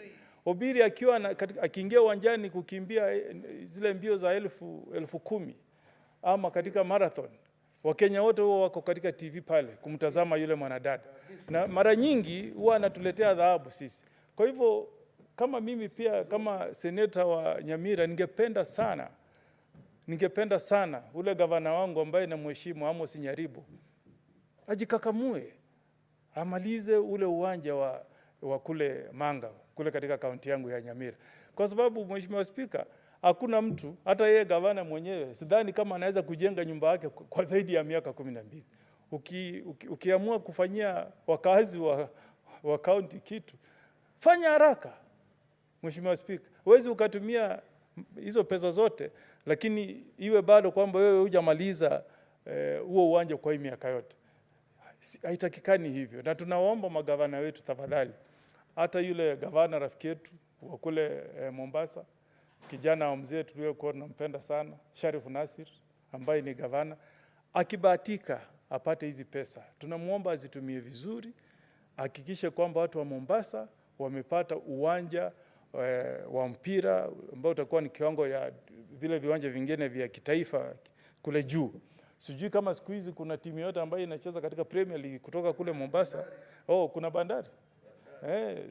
Tunataka tukienda kumenyana na timu ya sisi kule kutoka Gusii. Tuko na timu yetu ndio Shabana. Tukikuja Mombasa pale watu tunasema Tore Bobe. Hiyo ndio slogan yetu, timu yetu ya Shabana. Kwa Kikisii, nimesema quote and quote, tunasemaga Tori Bobe. Tukienda kule Mombasa, hiyo ndio tunasema. Kwa hivyo tunasema, Mheshimiwa, acha tusaidie vijana wetu wapate uwanja mzuri. Huwezi jua, kesho unaweza kuta Mombasa. Nani anajua? Unaweza amka kesho, uwe unaangalia mpira kama ile tutaangalia leo, timu ya Madrid na Bayern Munich. Ukute ni kijana wa Mombasa ameenda kule. Anacheza katika European Champions. Na akiwa anacheza kule, Mheshimiwa Spika, sisi wote tutakuwa tunajivunia kama wana Kenya. Na huyo kijana akienda kule atakuwa anasaidia kunaurisha ile uchumi wetu. Na ningependa pia kumweleza seneta rafiki yangu ambaye amefika hapa. Nilisikia kwanza alichangia maneno ya madaktari. Na nasikia akisema kwamba madaktari anatakana walipwe kama wale mawakili ambao hawajahitimu. Mimi namuomba Seneta Cherargei ambaye ni rafiki yangu wakumbuke, Waswahili wanasemanga usitukane wakunga uzazi ungalipo. Usitukane wakunga uzazi ungalipo. Waswahili husema hivyo. Hao madaktari, mimi siwezi kumtukana daktari bwana, kwa sababu sijui naweza toka hapa nijikute kwa mikononi mwa daktari bwana. Na mimi nataka nikienda kule kwa hospitali nihudumiwe na daktari ambaye Mheshimiwa Spika amelipwa pesa vizuri na serikali yetu. Mheshimiwa Spika awe ni mtu amepata pesa, akirudi kwake nyumbani ako na pojo. Mheshimiwa Spika ndiposa aweze kutuhudumia vizuri. Mheshimiwa Spika, wajua Mheshimiwa Spika, kama ujui, wale ambao wanaumia sana, katika huu mgomo, hako na hoja ya nidhamu. Yes, resume your seat, Senator Mogeni. Mheshimiwa Spika, kulingana na kipengee 105, lazima ukuwe na uhakiki ya yale ambao unasema na ambayo inanakiliwa katika rekodi za bunge la Seneti. Je, ni kweli kwa kiongozi wakili Senator Commissioner Mheshimiwa Okongo Mgeni kuonyesha dana ya kwamba mimi ambaye ni mstahiki na mwenye heshima zangu kama kiongozi kuwa nadalilisha ama nakosa heshima katika madaktari? Mheshimiwa Spika, kweli hiyo ni haki? Na mimi najulikana kuwa naye mheshimu kila mtu, hata yule hajazaliwa. Mheshimiwa Spika, naomba aondoe na aombe msamaha mara moja. Mheshimiwa Spika. Senator Cherargei, I think the record is clear that he didn't make specific reference to that. So, Mr. Senator Mogeni, proceed. Nafurahi sana Mheshimiwa Spika kwa sababu rafiki yangu Mheshimiwa Cherargei sasa amegundua umuhimu wa madaktari na amesimama hapa kuomba msamaha. Ingekuwa jambo la kustajabisha sana kama angerudi nyumbani alale na bado ameongea vibaya kuhusu madaktari. Kwa hivyo ndugu, wajua mimi katika kitengo cha uwakili, mimi naitwa mshauri mkuu ama wakili mwandamizi. Kwa hivyo nikizungumza mpaka unielewe, na kushukuru sana Mheshimiwa Seneta kwa kusimama na kuomba hawa madaktari msamaha. Mheshimiwa Spika, nilikuwa nazungumza kwamba tukizungumzia Mheshimiwa, nikizungumzia hii hoja ya madaktari, Mheshimiwa Senator Okongo, there was no point of order that I directed that you respond from Senator Cherargei. So conclude on the motion by Senator Faki. Yes. Haya. Wacha nimalize. Nilikuwa nasema kwamba Mheshimiwa, hii maneno ya madaktari ambao uko kwenye mgomo, wajua ukiangalia wale walimu walio kufundisha kule nyumbani ama wazazi, wajua bima ya afya haipeani na makampuni ya kupeana hizo bima ikiwa umefika miaka 80 kwenda juu. Mheshimiwa Spika, kwa hivyo wale wa Kenya ambao wanaumia zaidi tukiendelea kuwa na mgomo wa kitaifa wa madaktari ni wale wazazi wetu. Mheshimiwa Senator Okongo, Speaker, you are contributing to the motion by Senator Faki. That debate on the motion, on the statement, on the strike that was ongoing by the doctors was concluded. Naomba msamaha, ni kwa sababu mambo haya Mheshimiwa Spika, Wajua ikiwa madaktari wamegoma ulali usingizi, Mheshimiwa Spika. Ndio maana nikasema niibe dakika moja nizungumze, kwa sababu mimi mwenyewe sijui nitahitaji daktari lini bwana. Naweza nikawa kule Nyamira, Mheshimiwa Spika, na nikashikwa na homa, nikaugua, nitakimbia katika hospitali kuu ya Nyamira kupata huduma ya dharura pale. As you apologize, your apologies accepted. Kindly conclude. Kwa dakika moja tu kwamba serikali yetu kwamba ijaribu kutafuta suluhisho, Mheshimiwa Spika. Hatulali sisi kama viongozi. Masimu ambazo tuwapata kutoka wale ambao tunawakilisha hapa ni nyingi mno, Mheshimiwa Spika. Kwa hivyo sitaki nizungumze zaidi ya hayo, na wasimama kwa kuunga hoja rafiki yangu seneta wa Mombasa ambaye ni mwenye bidii sana. Si wengi wanafikiria kuja kuomba pesa kupelekea gavana kujenga uwanja wa mpira. Kwa hivyo nataka nimshukuru sana huyu seneta Faki kutoka kule Mombasa, na niombe maseneta wenzangu waunge hoja hii mkono ili tumweze kumpatia hizi fedha waende wakajenga uwanja wa mpira katika ile kaunti ya Mombasa. Asante sana Mheshimiwa Spika. Senator Eddie Okech.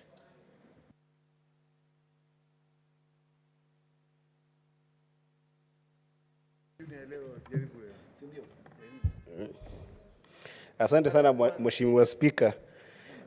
Pia mimi ningependa kumuunga mkono ndugu yangu Senator Faki ambaye ni seneta maarufu sana na mwenye bidii sana katika bunge kwa hiyo hoja ya kuidhinisha kwa ruzuku ya masharti kwa ujenzi wa uwanja wa manispaa ya Mombasa. Mwenyekiti, unajua Mombasa ni jiji la pili katika nchi yetu. Ni aibu kubwa kama tunaweza kuwa na jiji ya pili katika nchi yetu na unapata kwamba hauna uwanja wowote au vifaa vya kisasa ambavyo vinaashiria maneno ya michezo pamoja na maneno ya kitamaduni. Mwenyekiti, Bwana Spika, tunafaa kuwa na vifaa hivi vya kisasa katika Mombasa, kwa sababu bila kuwa na hivi vifaa katika jiji la Mombasa, na unapata kwamba Nairobi tuko na vifaa kama hizi karibu 10, inafaa kuwa hivi vifaa zinasaidia watu ambao wanaenda Mombasa na wao pwani pia.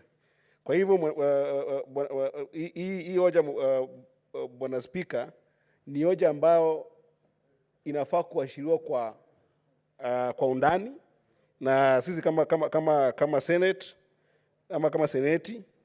Na pia Bwana Mwenyekiti, ukiangalia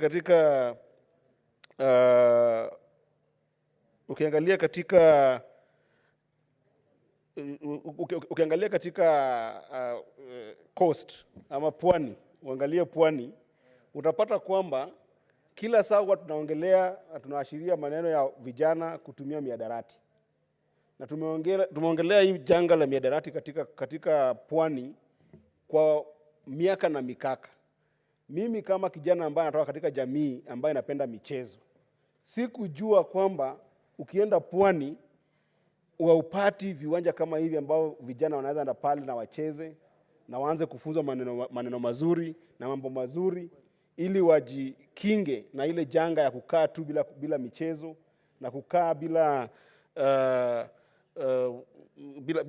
kuwa engage kwa ile mambo ya kucheza kila saa, kujihusisha na maneno ya michezo. Kwa hivyo ni muhimu sana kwamba seneta Mombasa ameonelea ni vyema kwamba jiji la Mombasa inafaa kuwa na uwanja kama huu ambao sisi kama Senate tunafaa kuunga mkono ili iwe pale. Ya tatu, Bwana Mwenyekiti, unajua mimi natoka katika jamii ambayo inapenda mpira sana. Ukiangalia katika historia ya Kenya, kuna jamaa anaitwa Dennis Oliech. Dennis Oliech ndio kijana ambayo ako namba 2 katika Kenya yetu kwa kuchapa mabao ya kimataifa baada ya kijana ambaye anaitwa Ouma William Chege, ambaye yeye alifunga mabao 35 wakati alikuwa anachezea Harambee Stars. Na bwana Dennis Oliech alifunga mabao 34 wakati alikuwa anachezea Harambee Stars, Bwana Mwenyekiti. Na Bwana Mwenyekiti, huyu Dennis Oliech mwaka wa 2004, Dennis Oliech alisimama na nchi yetu wakati tulikuwa tunajaribu ili tuingie katika ile michezo ya kimataifa ya Afrika nzima. Na Dennis Oliech alifunga ile bao ambayo tupeleka pale. Tukaanza kucheza mpira pale. Na hata wakati tulikuwa tunacheza huo mpira katika huku kule Burkina Faso, tulipofunga Burkina Faso mabao 3 kwa nunge, Dennis Oliech alikuwa wa kwanza kufunga pale. Na mpaka wa leo bwana mwenyekiti, mtu kama Dennis Oliech hajawahi patiwa ile unajua recognition ambayo anataka katika nchi yetu. Sasa inafaa bwana mwenyekiti kwamba ukiangalia pali kama kule Mombasa na pwani yote, kuna vijana wanacheza mpira kwa hali ya juu sana. Lakini ndoto yao ya kwenda mbali ama ndoto yao ya kwenda kucheza hata kwa vilabu vikubwa nje ya nchi ama nje ya bara ya Afrika haiwezi timika kwa sababu hawapati vifaa vya kisasa ambavyo wanaweza kutumia ili au pia wajiendeleze kimchezo na wasimamie jamii yao. Na ingawa sisi kama jamii ya Kenya tunajua kwamba wachezaji kama wanariadha, wanasoka na michezo zingine, michezo mingine ambayo tunaona katika nchi zote ni watu ambao wanaletea nchi sifa kubwa sana.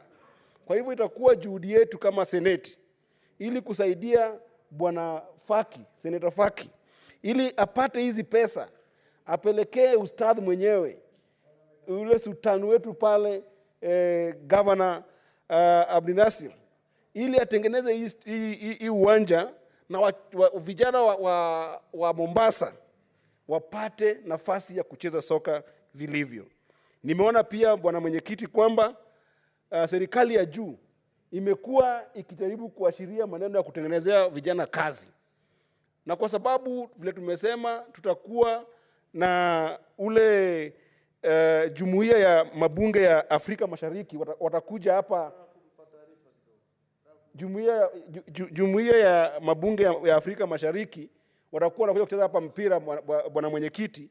Itakuwa muhimu ili watu wa Mombasa na jamii ya pwani wapate hizi pesa kwa haraka ili hii stadium itengenezwe katika ama hii uwanja wa mchezo utengenezwe katika huu mwaka ili vijana katika pwani wapate nafasi ya kupata kazi wakati tutakuwa tunatengeneza hizi. Senator Eddie. Ndio. Yuko tayari kusikiza hoja ya kujulishwa na Senator Mazayo? Huyu ni mkubwa wangu na unajua pia anatoka kule pwani. Kwa hivyo bwana Stewart Mazayo amekubaliwa kunijulisha wakati wowote ile. Senator Mazayo, tafadhali umjulishe. Asante bwana Spika. Bwana Spika, nataka kumweleza tu ndugu yangu kumjulisha kwamba jina la gavana wa Mombasa anaitwa Abdul Swamad Sharif Nasir. Sasa amekosea akisema, amesema jina lingine ambalo halikusikika vizuri. Ambalo halipo. Kwa hiyo namjulisha tu kwamba jina lake la kisawasawa anaitwa Mheshimiwa Gavana Abdul Swamad Sharif Nasir.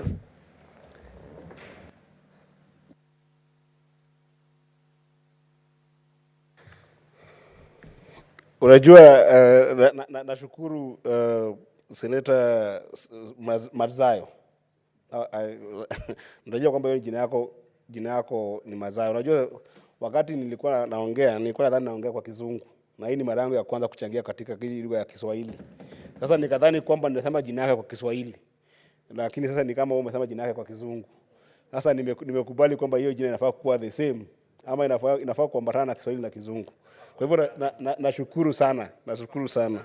Ya mwisho bwana mwenyekiti, ningependa kusema kwamba serikali ya juu ina uwezo kulingana na katiba yetu. Ukiangalia katika kipengele cha katiba yetu, kipengele cha 203 kuashiria hii mambo na kupatia kaunti ya Mombasa hizi pesa. Na nilikuwa nasema kwamba kabla ndugu yangu Senator Stewart aongee, nilikuwa nasema kwamba kwa sababu tutakuwa na jumuiya ya mabunge ya Afrika Mashariki ambao watakuwa nakuja, kwa sababu tutakuwa na jumuiya ya mabunge ya Afrika Mashariki ambao wanakuja katika nchi yetu kucheza mpira zile za jumuiya ya Afrika Mashariki vile huwa tunafanya kila mwaka. Ingekuwa vyema bwana mwenyekiti kama hizi pesa zingepelekwa. Senator Eddie, Senator Boni Halwale, yuna hoja ni damu. Naomba kumsahihisha seneta wa Migori kupitia kipengee namba 105 kwamba sio haki wewe kupotosha taifa kwamba mchezaji ambaye amefunga mabao mengi ni Dennis Oliech. Ningependa nikufahamisha kwamba Dennis Oliech amewahi funga mabao 9 ya kitaifa. Michael Olunga amefunga 50. Chego Uma amefunga 9 na Victor Wanyama amefunga 58. Inatoka katika mtandao ambao ndio unaweka rekodi za kitaifa, na kuomba uponyeshe Google. Senator Eddie.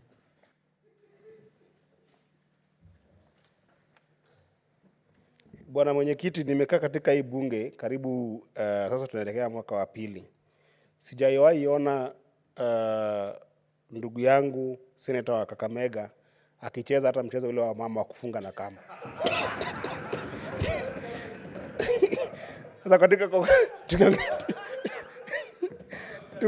tukiongea ile wa mama wanaitanga bloody.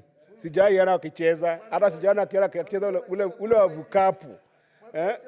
Hata hiyo bullfighting ambaye anasema anacheza bwana mwenyekiti. Senator Eddie, you understand the standing orders of this house. Sasa bwana mwenyekiti, you want to proceed in English, proceed in English. Alijaribu kunikosoa na nikasema kwamba na ningependa kumsaidia kwa sababu haelewi mambo ya mpira. Nimesema mchezaji wa Kenya ambaye kabla astaafu amefunga yale mabao yote ile amefungia timu yake ambayo ni Harambee Stars ambayo ni timu ya taifa. Ouma Chege ndiye amefunga mingi kabla ya kustaafu. Tuwezi ongea juu ya Olunga kwa sababu Olunga hajastaafu kucheza mpira. Olunga bado anacheza mpira. Ouma Chege alistaafu kama amefungia Harambee Stars mabao 35. Oliech alifungia mabao Harambee Stars mabao 34. Nilikuwa nasema kabla ya kustaafu. Na unajua kwa sababu yeye ni daktari ambaye kustaafu pia kama anaingia kwa siasa ajui maana ya kustaafu. Sasa nitamwambia maana ya kustaafu nje ya bunge.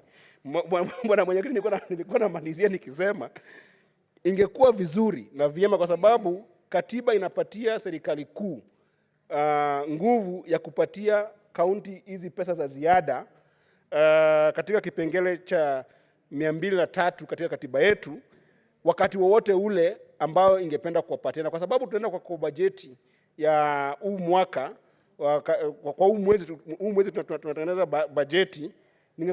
Ningependa kuomba kwa serikali kuu kwa niaba ya watu wa Pwani na kwa niaba ya ndugu yangu Bwana Faki kwamba serikali ingeenda kwa haraka iwapatie hii pesa ili waanze kutengeneza hizi mastadia mwezi wa 7 mwezi wa 8 hapa, kwa sababu wakati tutakuwa na ule jumuiya ya wabunge ya Afrika Mashariki wakikuja mwezi wa 12 ingekuwa bora zaidi ili tukue na ile stadia pale Mombasa ili watu wajumuike. Na hata wewe bwana mwenyekiti wakili Sigei, juma iliyopita nilikuwa kwako. Tena nilipata kwamba umetengeneza mchezo mkubwa zaidi pale. Na uliona vile uwanja ulikuwa umefurika pale Bomet. Vijana, wamama, wazee na jamii yote walikuwa wamekuja kucheza mpira pale Bomet. Mimi nikasikia niko na furaha ndani zaidi kwa sababu jamii yote ilikuwa imejumuisha katika mchezo. Ni vyema kwamba watu wa Pwani pia wangekuwa na ile cheche na mbwembwe na haha wakati ambao na hoi hoi wakati ambao wamepata uwanja mzuri na ambao uko na vifaa vya kisasa, wacheze mpira, wajumuike na Wakenya kufurahia kuwa na uwanja mzuri. Kwa hivyo naunga hii hoja ndugu yangu Seneta Faki, na ningependa kusema kama kijana barubaru ambaye ako katika Senate. Muda wako wa kuendeleza umeisha. Senator Mandago Jackson.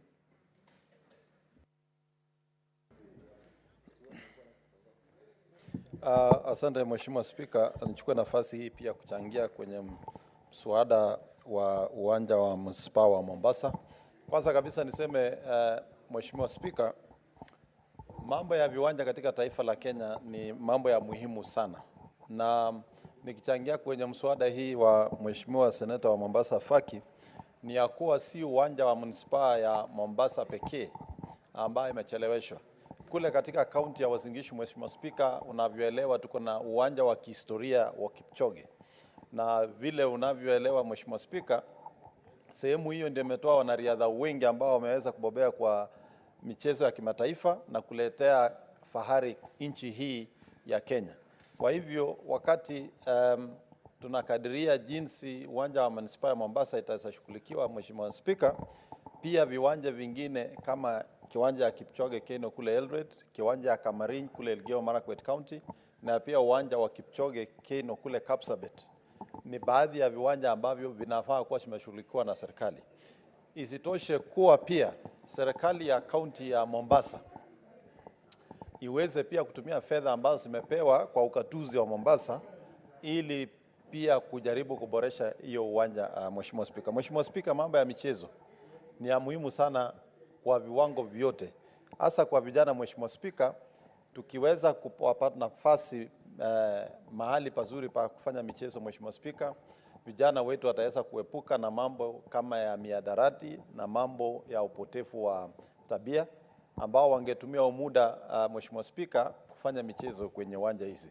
Kwa hivyo naunga mkono mswada huu, lakini pia kusema wanapongojea serikali kuu ama fedha kutoka kwa serikali kuu, Mheshimiwa Spika, hata pia hawa kama serikali ya gatuzi ya Mombasa waweze kuiweka kwa orodha ya kwanza kwa baadhi ya mambo ya maendeleo ambayo yanafaa kutekelezwa kule kaunti ya Mombasa. Mheshimiwa Spika, Mheshimiwa Spika, naunga mswada huo mkono. Asante.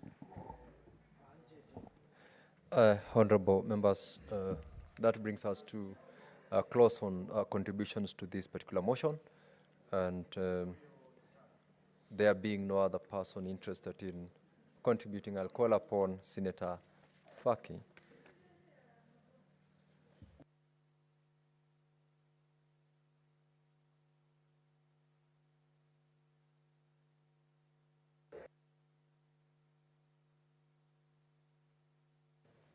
Asante Mheshimiwa Spika kwa kunipa fursa hii kujibu hoja zilizotolewa na maseneta kuhusiana na hoja hii ya kuidhinishwa kwa ruzuku ya masharti kwa ujenzi wa uwanja wa Manispaa ya Mombasa. Kwanza Mheshimiwa Spika, ningependa kuwashukuru maseneta wote ambao waliweza kuchangia hoja hii. Seneta Mazayo ambaye aliunga mkono wa kwanza, Seneta Daniel Mahanzo wa Makueni, Seneta Samson Cherargei, Seneta Ledama Olekina, Seneta Khalwale, Seneta Beth Siengo, Seneta Danson Mungatana, Seneta Okongo Mogeni, Seneta Eddie Okech, na mwisho Seneta Jackson Mandago, ambao Mheshimiwa Spika walichangia kwa lugha ya kitaifa ya Kiswahili.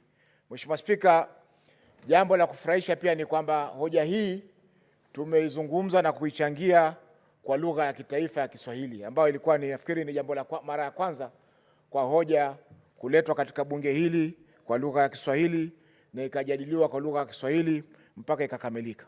Mheshimiwa Spika, ningependa pia kushukuru mchango wa maseneta wote ambao wamechangia hoja hii na wamesisitiza umuhimu wa kuwepo kwa uwanja wa kimataifa katika eneo la Mombasa. Mheshimiwa Spika, kwa sasa kwa mfano uwanja unaotumika ni wa shirika la bandari KPA, lakini kwa sasa wameufunga kwa sababu wanafanya marekebisho kwa uwanja huo.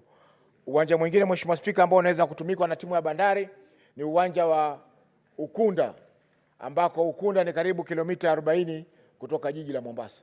Mheshimiwa Spika, hali hii inaonyesha kwamba ipo dharura ya kukamilisha kwa uwanja huu ili watu waweze kupata nafasi ya kuona michezo ya kimataifa na vile vile pia kushughulika na masuala mengine, kwa sababu uwanja si utakuwa wa mpira peke yake, lakini uwanja huu utakuwa na kidimbu cha kuogelea, utakuwa na holi ya sanaa, yani auditorium. Kwa hivyo ni uwanja ambao ni kamili kabisa. Mheshimiwa Spika, swala jingine ni kwamba sio kwamba kaunti ya Mombasa haijawekeza katika uwanja huu, lakini zile pesa ambazo wanawekeza, kwa mfano katika bajeti ya mwaka 2023-24 walikuwa wameweka milioni 80 peke yake. Mheshimiwa Spika, milioni 80 hazitoshi jambo lolote. Milioni 80 zinatakana zilipe askari wanaolinda pale, zinatakana zilipe usafi katika uwanja ule. Mheshimiwa Spika, hizo ni pesa ambazo itachukua zaidi ya miaka 10 au 20 kuweza kukamilisha ujenzi wa uwanja huu. Mheshimiwa Spika, ningependa pia kugusia masuala ambayo Seneta Khalwale ameyagusia hapa kwamba kulikuwa na ubadhirifu wa milioni 500. Mheshimiwa Spika, hakuna ushahidi wowote kuonesha kwamba kulikuwa na ubadhirifu wa fedha zikijumuisha kufikia milioni 500. Mheshimiwa Spika, kwa sasa serikali kuu imepeleka wahandisi kutoka kwa idara ya Public Works kuangalia na kutathmini ile kazi ambayo imefanyika pale. Mheshimiwa Spika, wahandisi hawa wote wametoa ninio kwamba kwa sasa hakuna pesa ambazo zimeweza kufujwa. Kwa Mheshimiwa Spika, si kweli kama alivyozungumza Seneta Khalwale wakati alipotoa mchango wake mara ya kwanza, na leo pia alipokuwa akiendelea kutoa mchango wake kusema kwamba kulikuwa na ubadhirifu wa zaidi ya shilingi milioni 500. Mheshimiwa Spika, ripoti zote za mkaguzi mkuu auditor ambazo zimekuja katika bunge hili, hakuna ripoti ambayo imesema kuna pesa milioni 500 zimepotea katika uwanja wa Manispaa ya Mombasa. Na kama Seneta Khalwale ana ripoti hiyo, kesho ailete katika bunge tuiangalie, tuone kwamba hizo pesa kama zimebadilishwa, basi tutaondoa mswada huu ili tuone kwamba kwanza tuangalie masuala ya pesa zilizopotea kabla ya kurudi hapa. Mheshimiwa Spika, mchango mwingine umetoka kwa Seneta Mungatano. Mheshimiwa Spika, wajua siku zote jicho laona, lakini jicho pia huingia kitakataka. Mheshimiwa Spika, mimi nashangaa Mheshimiwa Mungatano azungumzia masuala ya Mombasa kwamba tuangalie tusifuje pesa za serikali kwa sababu ni zao. Lakini tukiangalia Tana River, kaunti ya Tana River, Mheshimiwa Spika, hawana hata uwanja wa stadium. Mheshimiwa Spika, hii ni mchango ambao sio wa Mombasa peke yake, ni mchango wa pwani nzima. Mheshimiwa Spika, kwa sababu uwanja huu utafaidi timu za kutoka Tana River, timu za kutoka Lamu, timu za kutoka Kilifi. Seneta Mazayo, una hoja ya nidhamu? Taita Taveta. Seneta Faki, mpe nafasi Seneta Mazayo. Bwana Spika, najua ndugu yangu anakielewa sana Kiswahili, lakini anaposema kwamba macho huingia takataka, macho huingia vumbi ama macho huingia mchanga. Lakini akisema macho yaingia takataka, makaratasi yataingia kwenye macho.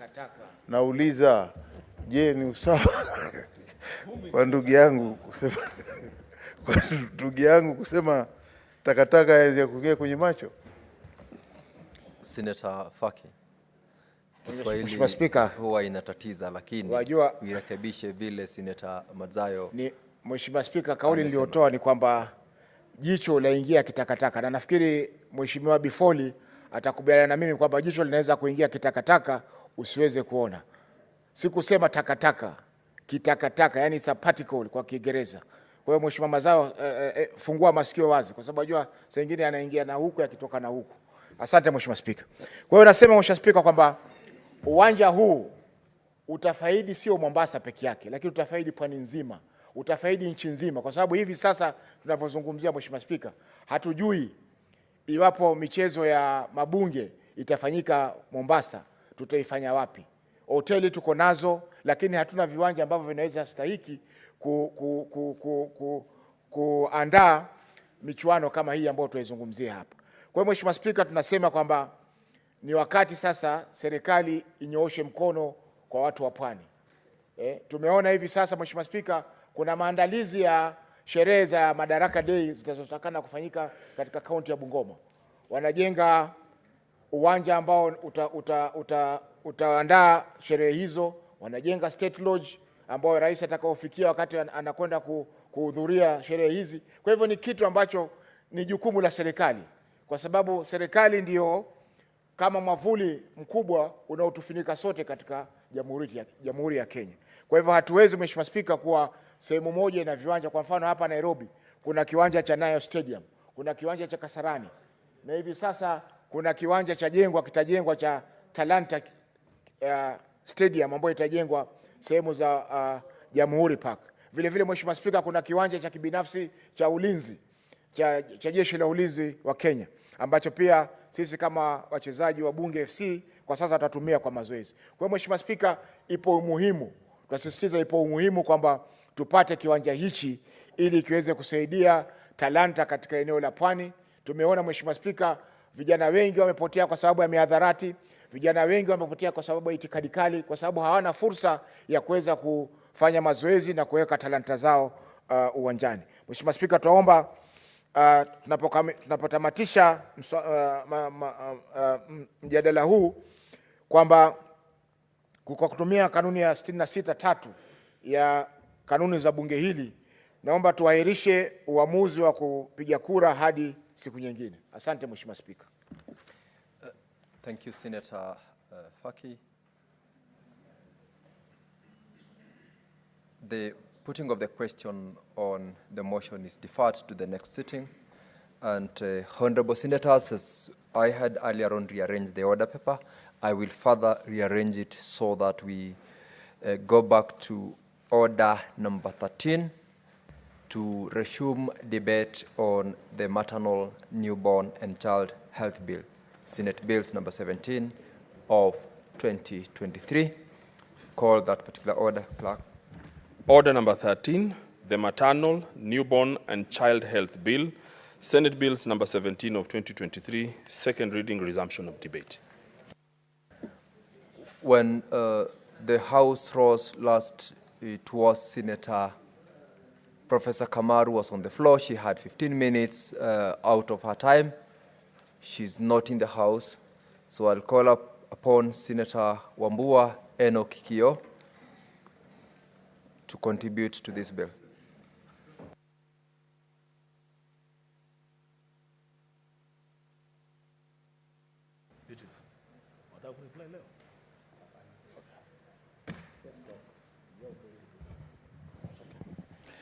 Thank you, Mr. Speaker. Mr. Speaker, I was consulting with the promoter of the bill so that I know how much time I have to make my contribution. Mr. Speaker, I would want to begin by congratulating Senator Beatrice Ogola for coming up with the Maternal, Newborn and Child Health Bill 2023. And Mr. Speaker, I will be happy if you direct that the Senator of Kitui be heard in silence. Mr.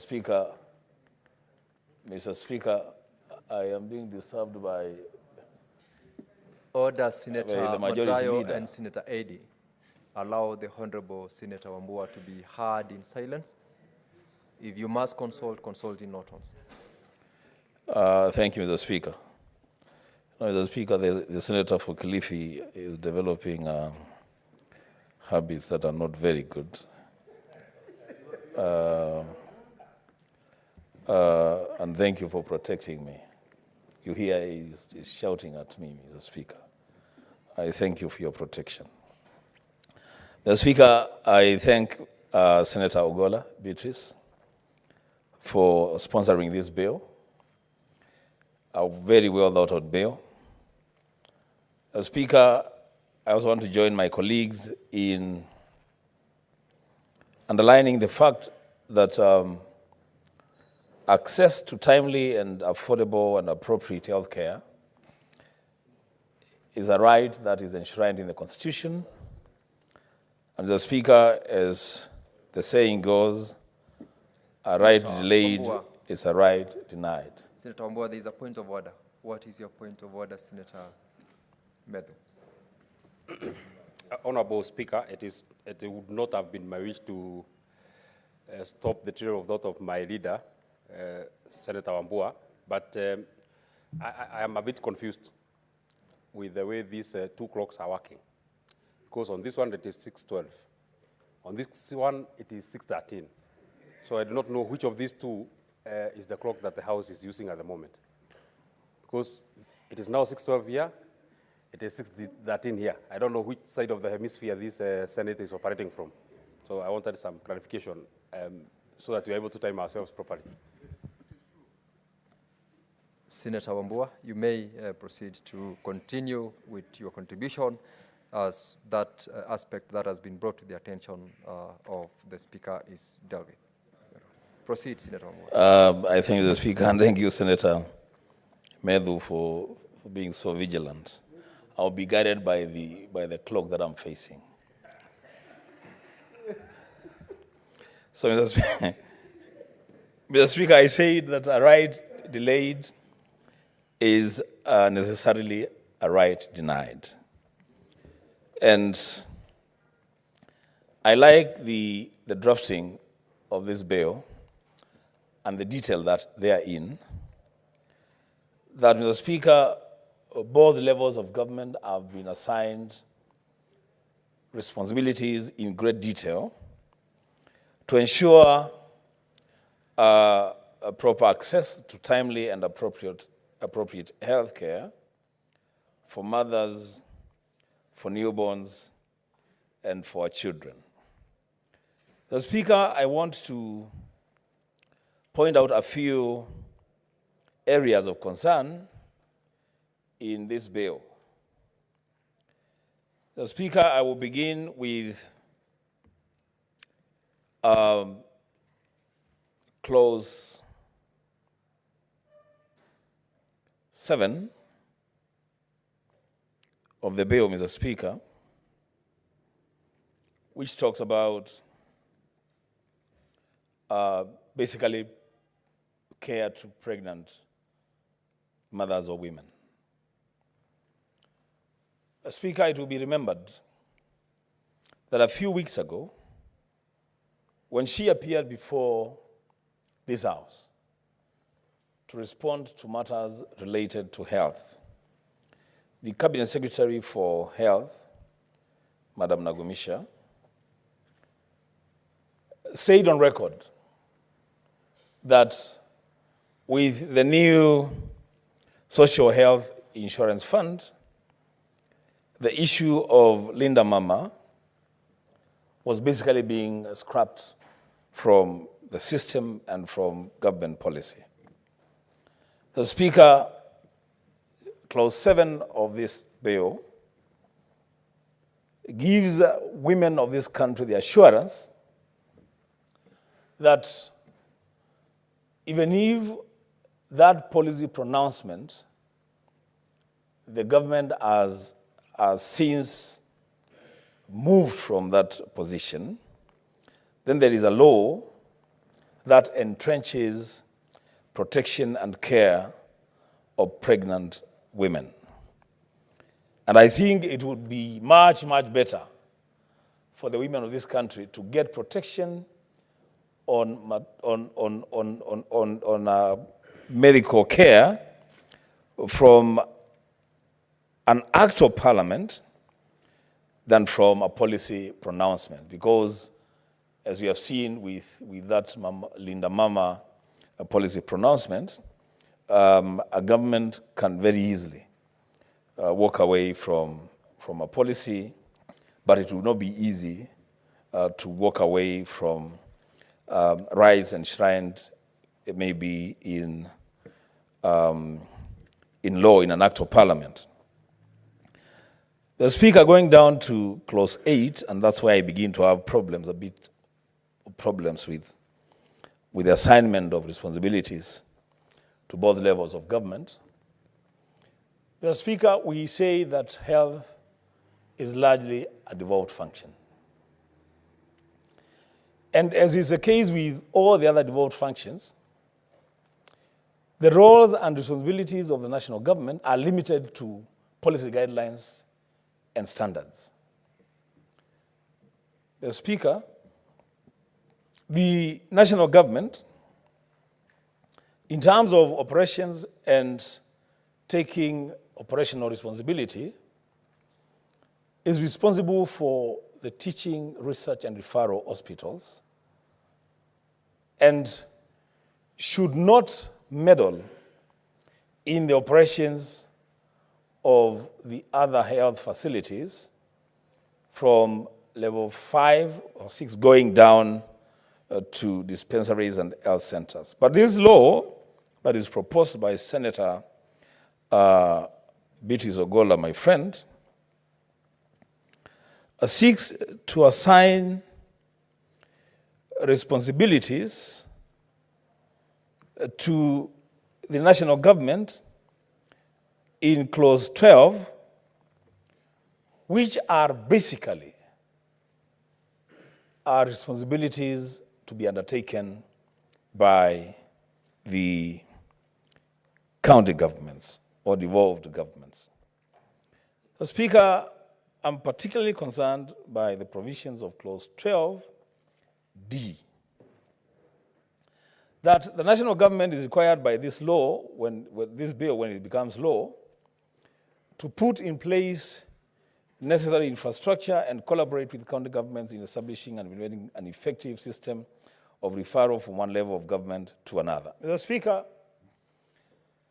infrastructural development for county health facilities is the core responsibility of county governments.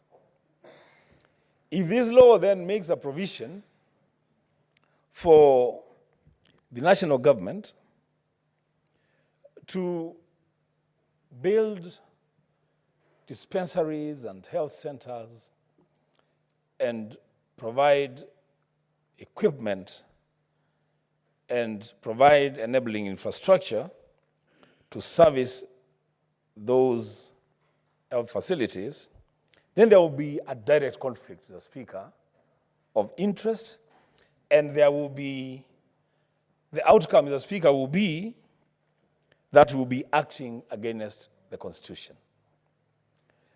I will be asking the promoter of the bill to relook at the roles that he has assigned to the national government with a view of making amendments to ensure that the roles assigned to the national government in this bill are aligned with the fourth schedule of the Constitution on the responsibilities of the both levels of government.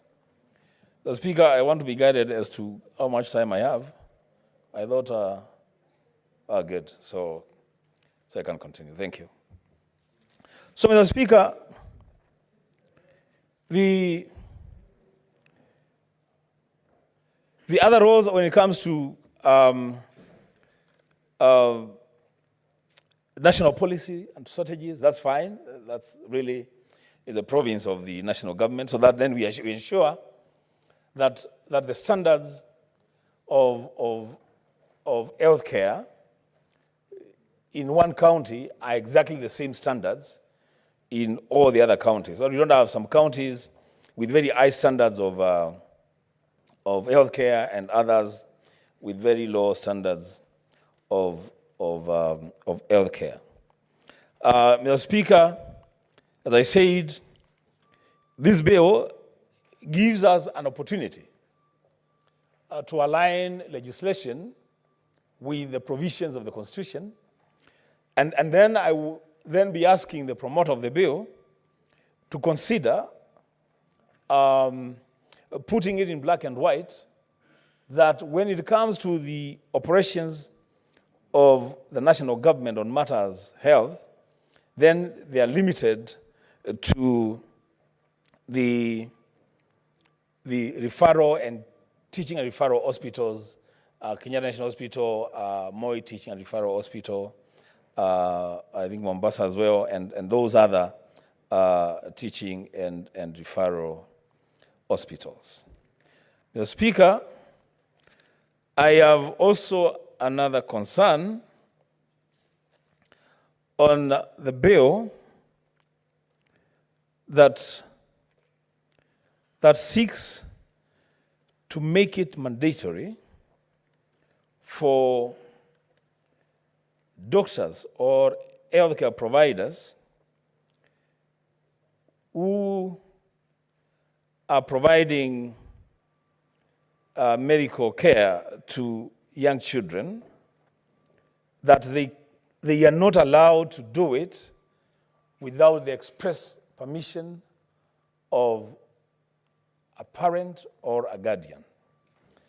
Mr. Speaker, whereas that may be a good thing to do, we must also be guided by the reality of our time. Mr. Speaker, there are parents and guardians who believe, and I have no authority to question what people believe, who believe that they should never access medical care, that when they get sick or their children get sick, they should just be prayed for and they'll get healed. And if they don't, if they die, then that is the will of God. Mr. Speaker, what do you do with that category of people? Because they are there and they are many. If you pass a law that says every child that has got to be treated, then the doctor must obtain express authorization from a parent or a guardian. If the parent or guardian of a child is that type that they don't believe in medical care, what is going to happen to those children? And those children then will be exposed to suffering, and it will be better if that section of this provision is rewarded in a manner that ensures that every Kenyan child or every child within the Kenyan jurisdiction has access to proper medical care when they need it. I've also looked, Speaker, the same clause 8 on matters of immunizations. And it says that immunization should be carried out in accordance with the prescribed standards and guidelines. Speaker, again, I have no problem with what people believe in, as long as they believe in the right thing. But, Mr. Speaker, there are also religious beliefs that speak against immunization. The wording of any law that is supposed to guide immunization should be such that it is facilitative for immunization to take place without necessarily creating a window for people to latch on and argue that they can either deny children immunization because a law has made such provisions. Mr. Speaker, as I conclude on my contribution to this bill,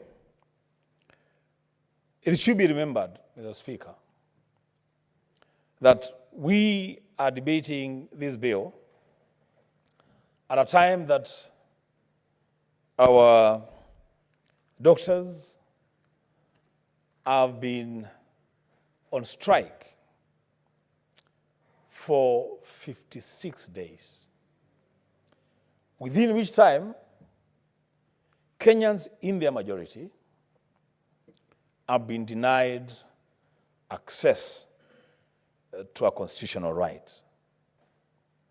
Mr. Speaker, we must urge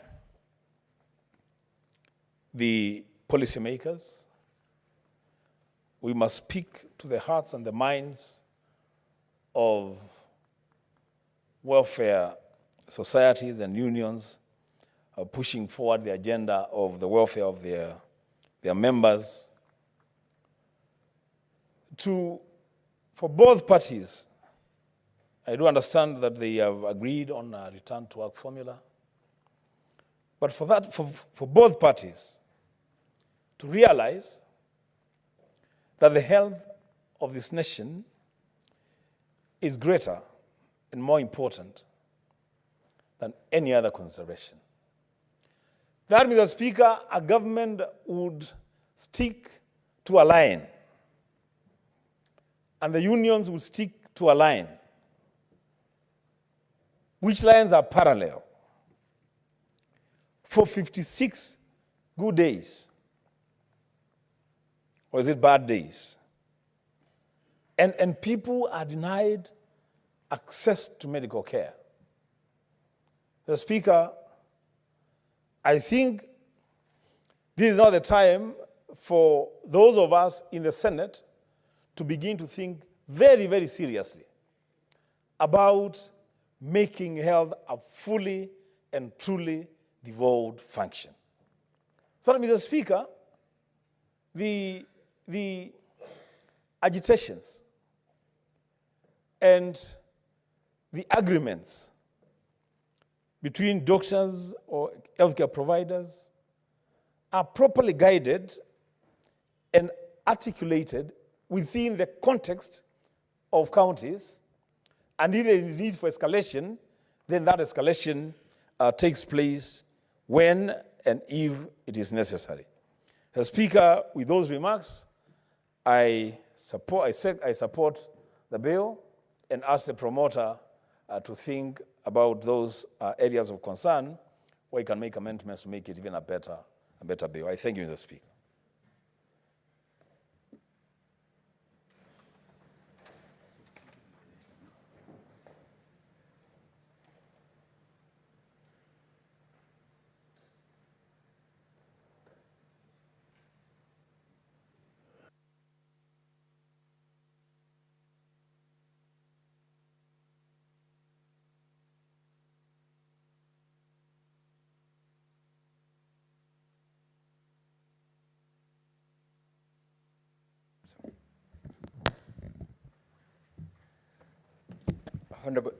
Honorable Senators, it's now 6:30 p.m., time to adjourn the Senate.